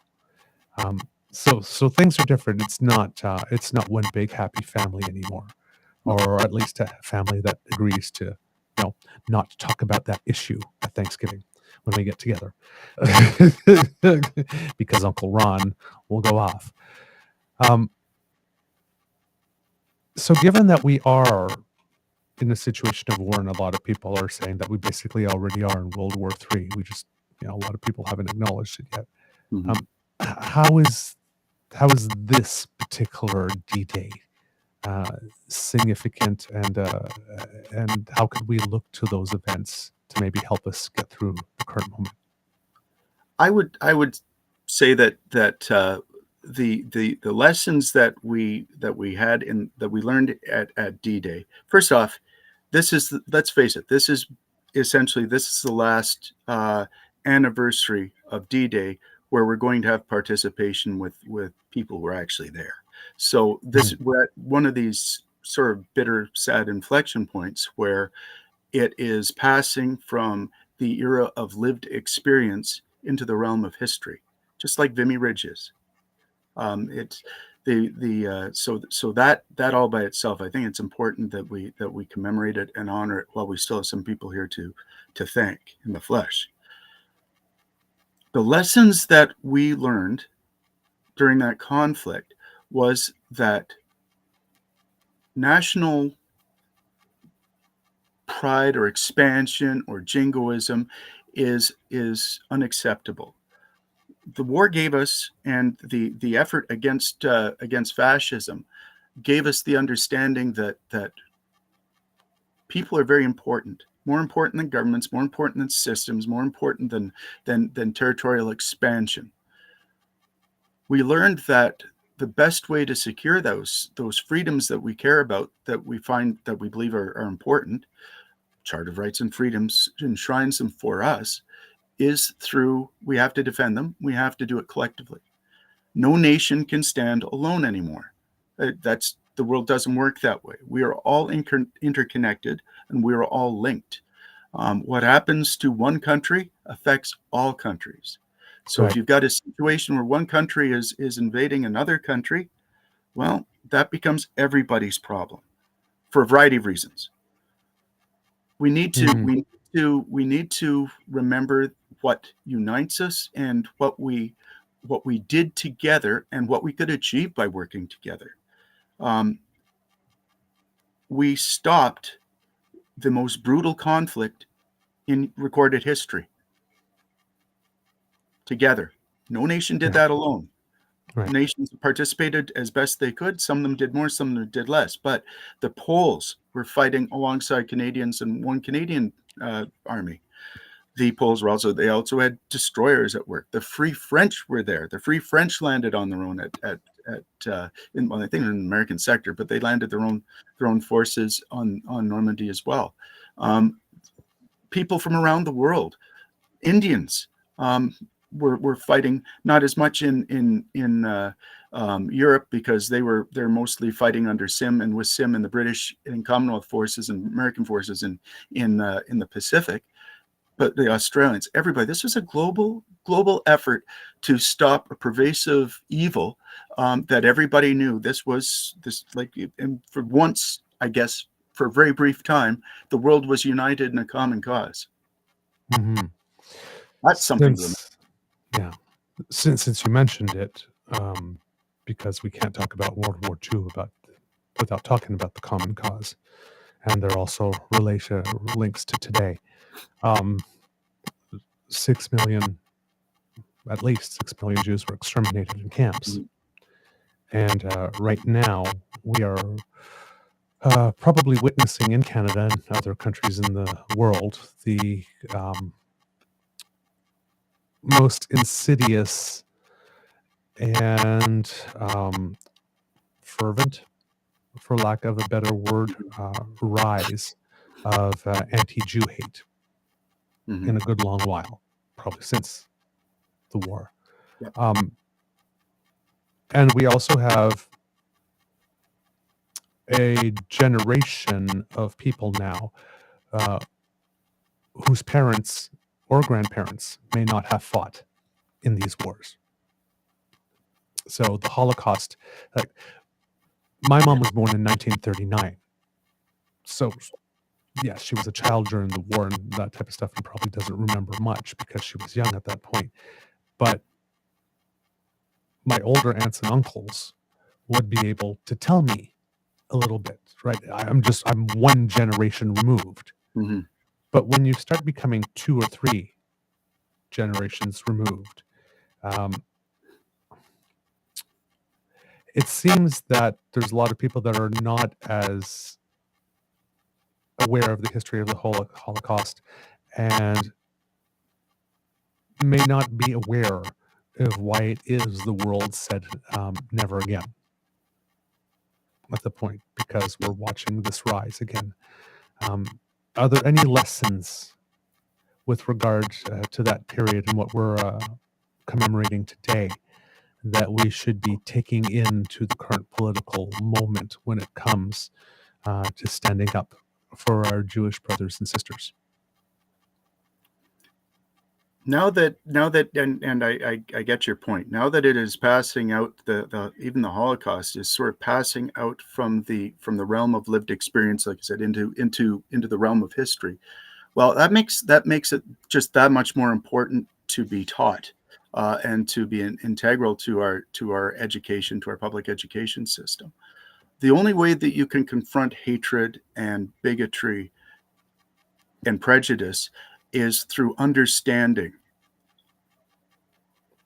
We like the Second World War. It wasn't until, like, people knew that there were problems, but it wasn't until the camps started to be liberated that people really, really understood the overwhelming evil that had happened. And I think in the last year of the war, that's when that started to take place. After the Russians first started to enter the German-controlled areas in Poland and places like that, when the Canadians and the Americans and the French and the British entered into southern France, where there were a few camps, and then certainly into Germany, where they started to liberate these camps. That's when the true evil import of what happened came through. We built an entire system of legal jurisprudence based on the shock and horror of what we witnessed. The idea that nations cannot be excused from doing this to each other, that people in power are responsible for their actions, that as an officer, as a soldier, you are responsible for your actions. That's there can be no collective punishment, but there also has to be specific punishment. Not everybody in Germany was anti-Semitic. There were a lot of German communists, a lot of German Jews, a lot of German homosexuals, people like that were in these camps as well. Yeah. So the hate is prevalent. Oh no, that's a tough one. You're right. We're seeing a rise. And we see a lot of anti-Semitism, and anti-Semitism as well as anti-Muslim sentiment as well. It's ugly. It is pervasive. The idea of the Holocaust, like even on Twitter, there are people who are openly expressing their affection for fascism and Nazi ideals. Right. I mean, as a vet and as a history teacher, I fully support their right to be a complete jerk and say stupid things like that. But it shows me is that, yeah, you're right. We are losing the plot here to a certain extent. With the message itself is getting diluted and is getting blunted through time and distance from the actual events. I don't know what to do other than say, as a history teacher, it's our job and our duty as educators to ensure that future generations understand these lessons. I mean, I wasn't born during the Second World War, of course. I mean, we're similar age. I mean, I was born in 1970. So for me, though, I mean, let's face it. I mean, it's still, I was born like less than 25 years after the Second World War. So it really isn't that long ago from my perspective. Mind you, my kids are even farther removed from that, and their kids will be even farther removed from that. The Second World War to my grandchildren will probably be of less relevance to them than, say, the First World War is to me. Right. So that's why, as it passes into history, that's why I think it's important for us as a society to ensure that we enshrine these lessons in our curriculum and in our social structures, so that we pass on the basic message. You're going to have to, like, history is both the logical progression of certain ideas and facts, and X leads to Y leads to Z, but it's also emotional as anything. It is personal, it is visceral, and it is a very emotional experience. I don't know how to capture that and keep that alive, except through doing our best to ensure that we do recorded living history with the people who are still left, who endured these events or experienced these events, and maintain their perspective, and make sure that we teach that as best we can. Okay, just 1 second.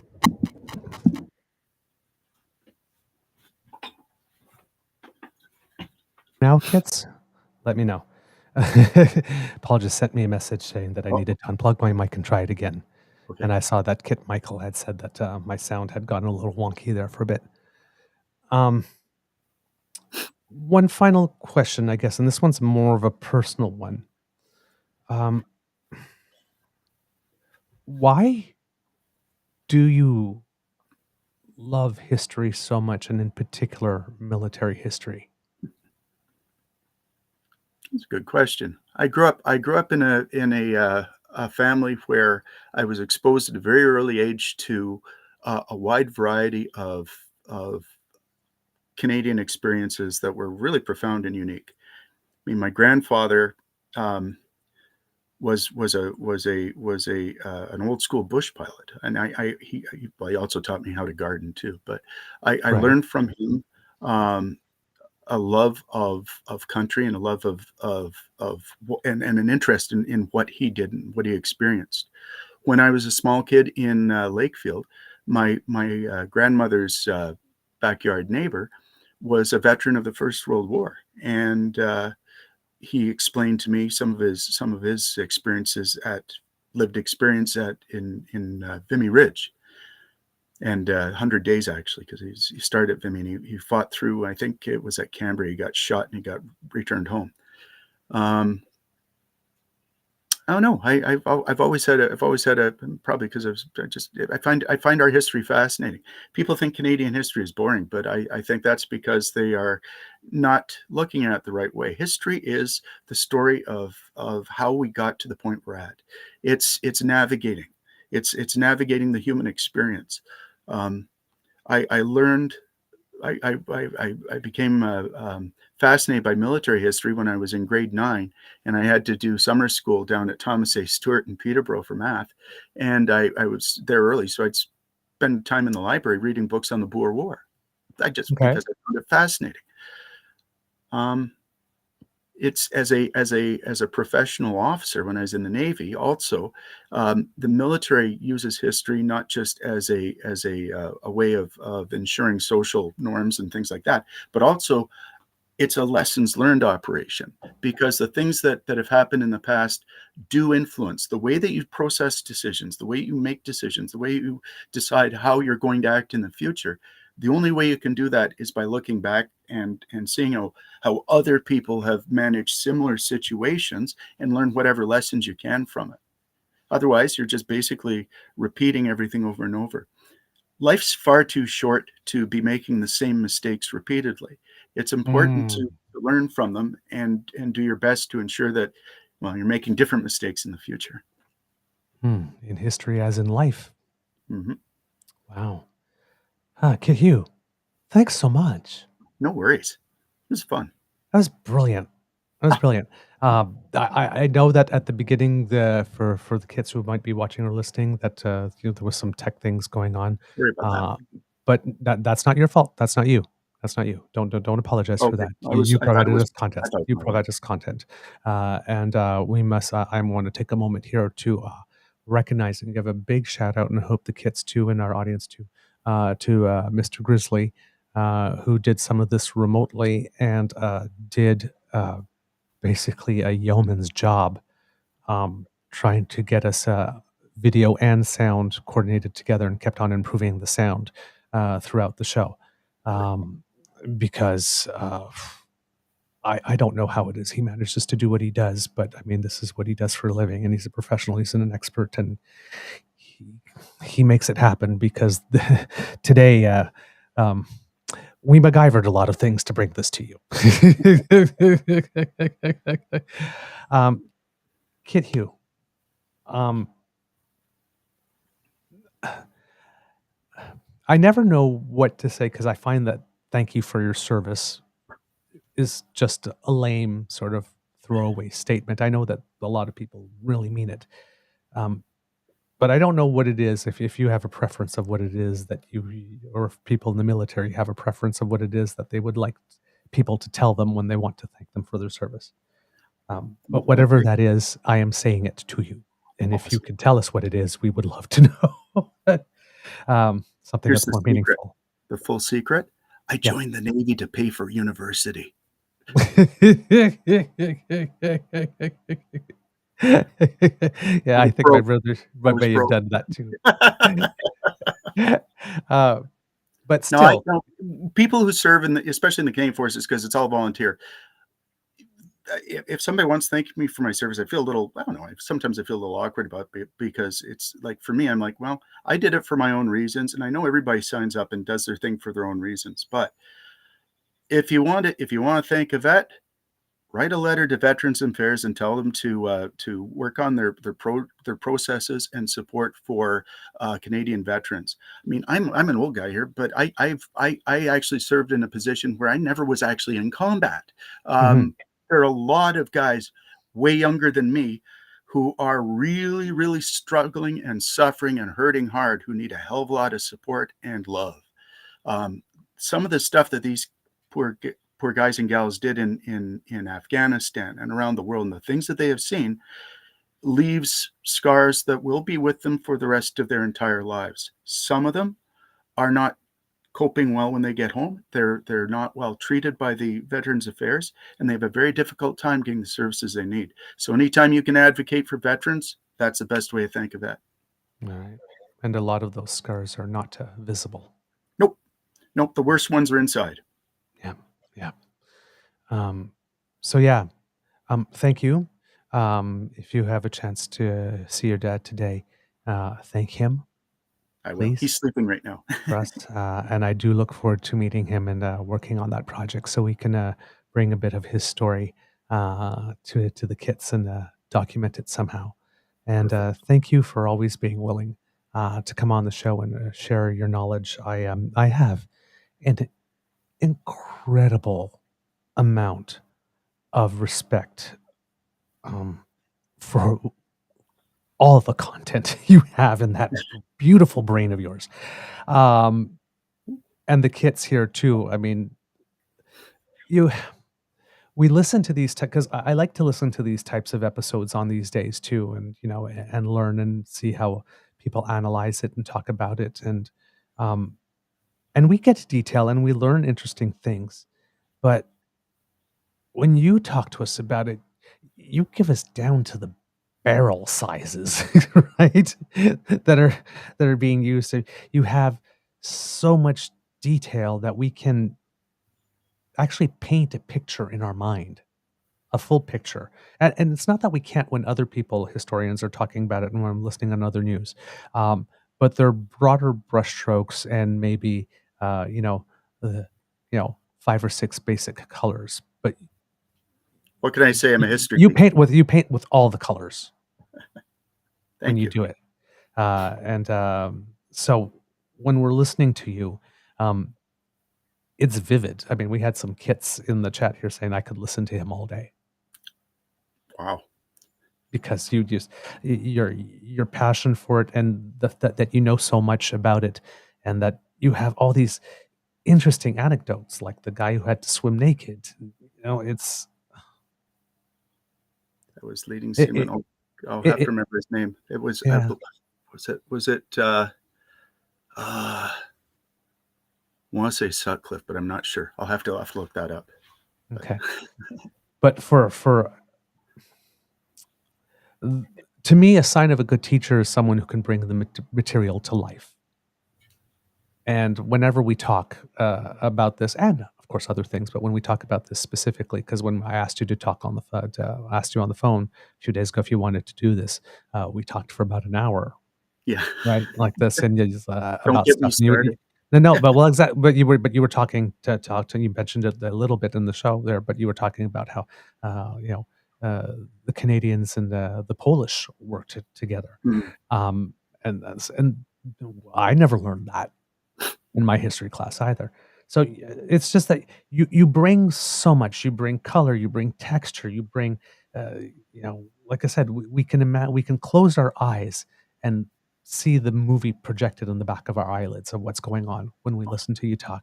And it's I I'm the better for it, and I hope that our kids and that our audience really appreciate it. I know that our kids watching live did, because they make it very clear.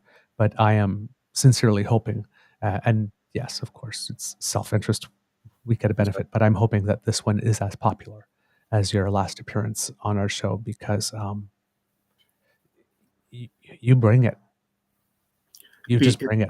I was just thinking, if you guys are interested, it'd be interesting to do a retrospective at the end of victory in over Japan Day, and looking at the atomic bombing, the legacy of the atomic bombing, and how that literally shaped our modern world. Yes. When is that? That will be in when is that? That's September. It'll be this September. It'll be in the fall, anyways. Okay. Or no, next year. It'll be next year in the fall. It's September 45. Yeah. Yeah. August 45. August 45 is when they dropped the bomb. VJ Day was I think 3 September. But okay, let's put it on the calendar. Let's do that. I'd be fascinated by that. Right. Awesome. All right. Okay. My friend, I love you. Talk to you later. You make the show better. Oh, thank you. How can you not love that man? Seriously, kids. Seriously. Au revoir. Okay. I do not know if we have Mr. Grizzly, because I know he's at work somewhere. But I'm going to start the extra, and if I need to stretch, don't worry, I will. So, kids and cubs, that's the end of this episode. Our very, very, very special episode. I almost remember back in the 80s, we said, and today on a special episode of the Wonder Years or something, or a super special after school special. But no, this really was a special episode. Those who have been with us for a while have heard me say it before, even though I don't get to say it often. But I love it when we get to do a show that is also important. So not just the daily content that we put out, which is important enough. Don't get me wrong. I'm not devaluing our daily work. But when you get a topic, or when you have that's very important, significant, and when you have a guest, in cases when you have a guest that has accomplished something that is really spectacular, those are moments of great privilege for us, because they how'd you put it? You always want to do good work, but if we can leave things a little better than we found them, if we can find a way to increase understanding between people who are different, if there's a way that we can bring attention to voices who don't get heard, those specific moments, they're meaningful. They're meaningful. They when we're done an episode like this, when I sign off, my heart is more full than it usually is because the damn fam always fills my heart. So that goes without saying. But my heart really, really overflows because it's maybe selfish, but I feel like I get to give myself one or two pats on the back and say, you know what? You did something good today. You participated in doing something good. And that matters. That matters. It's, sometimes you got to keep it light, but sometimes you got to do the important stuff. And I can't think of anything. I mean, okay, maybe that was maybe a little exaggeration. I can't think of things. But of D-Day, and observing D-Day and observing the sacrifice of so many and so much loss and pain isn't something important. I don't know what is. So I'm this, despite the frustrations, despite the tech stuff, despite the couple of times you saw me go, because at first I wasn't able to bring you the show that I wanted, but we did get there.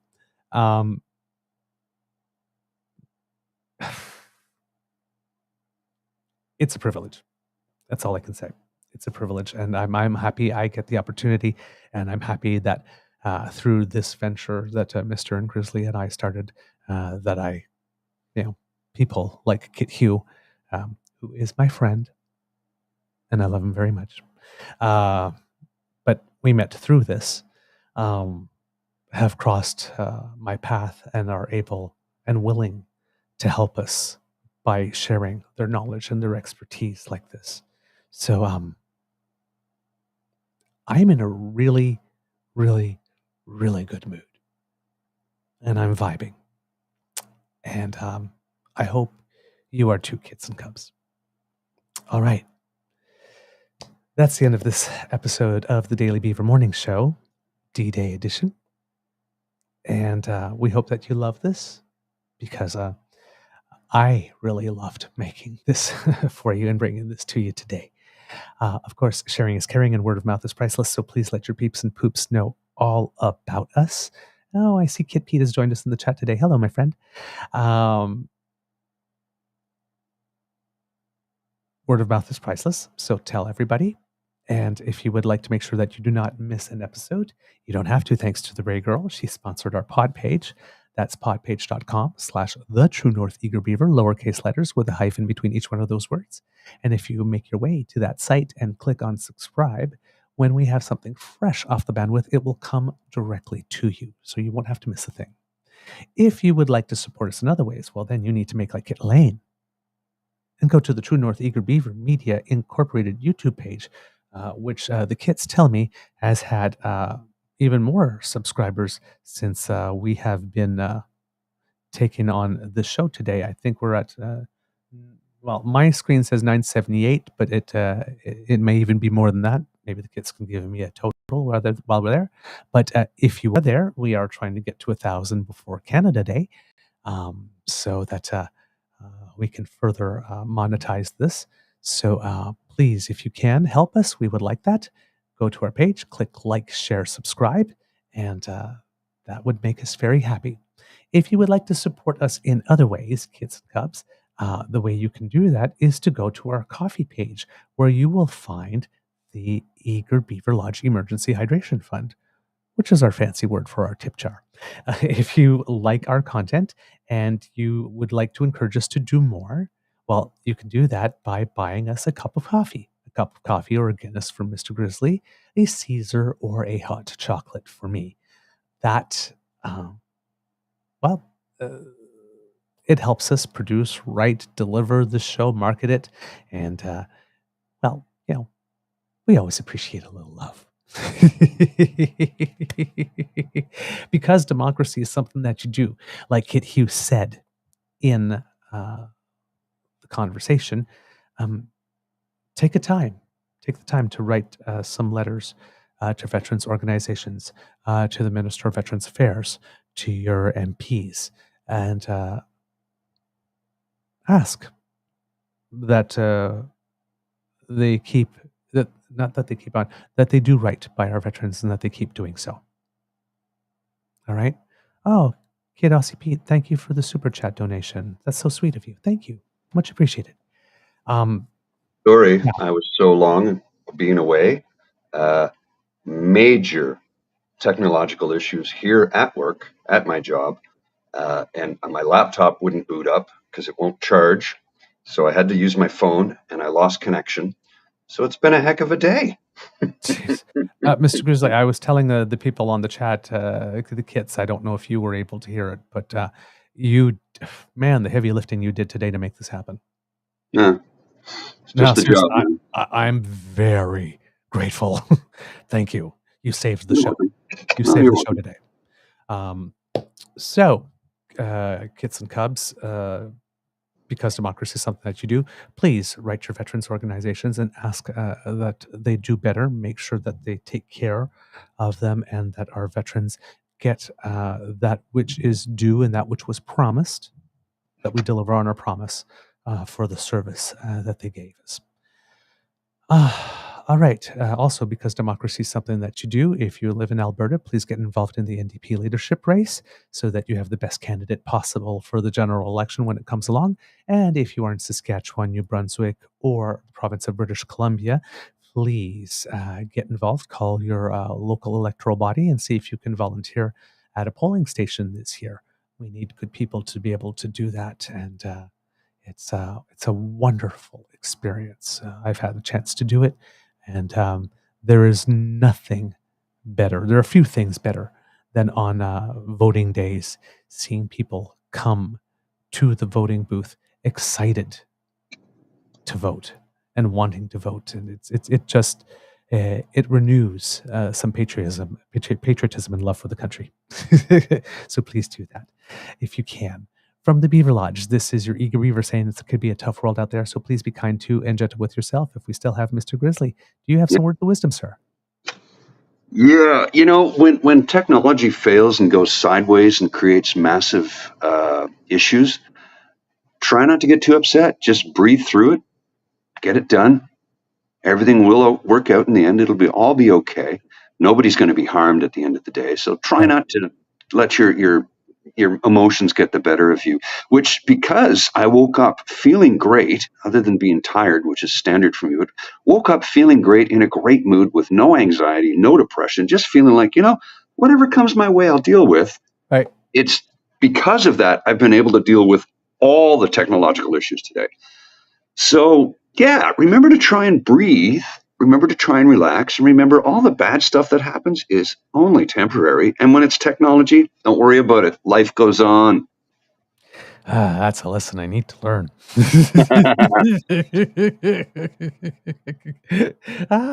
All right.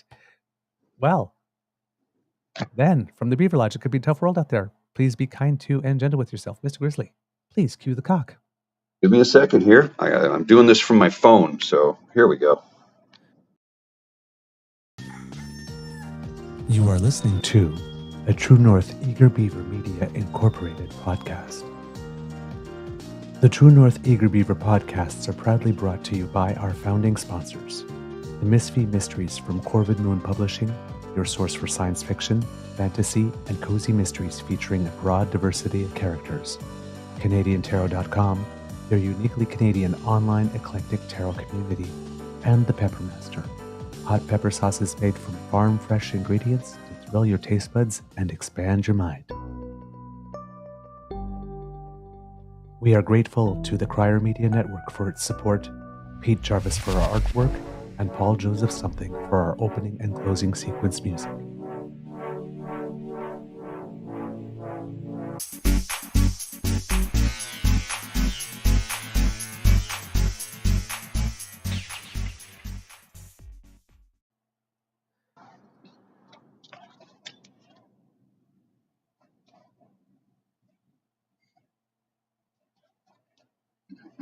I don't know how. I'm going to see if I can end this properly here. I'm having a heck of a time doing it. When all the technology goes sideways. So, here we are.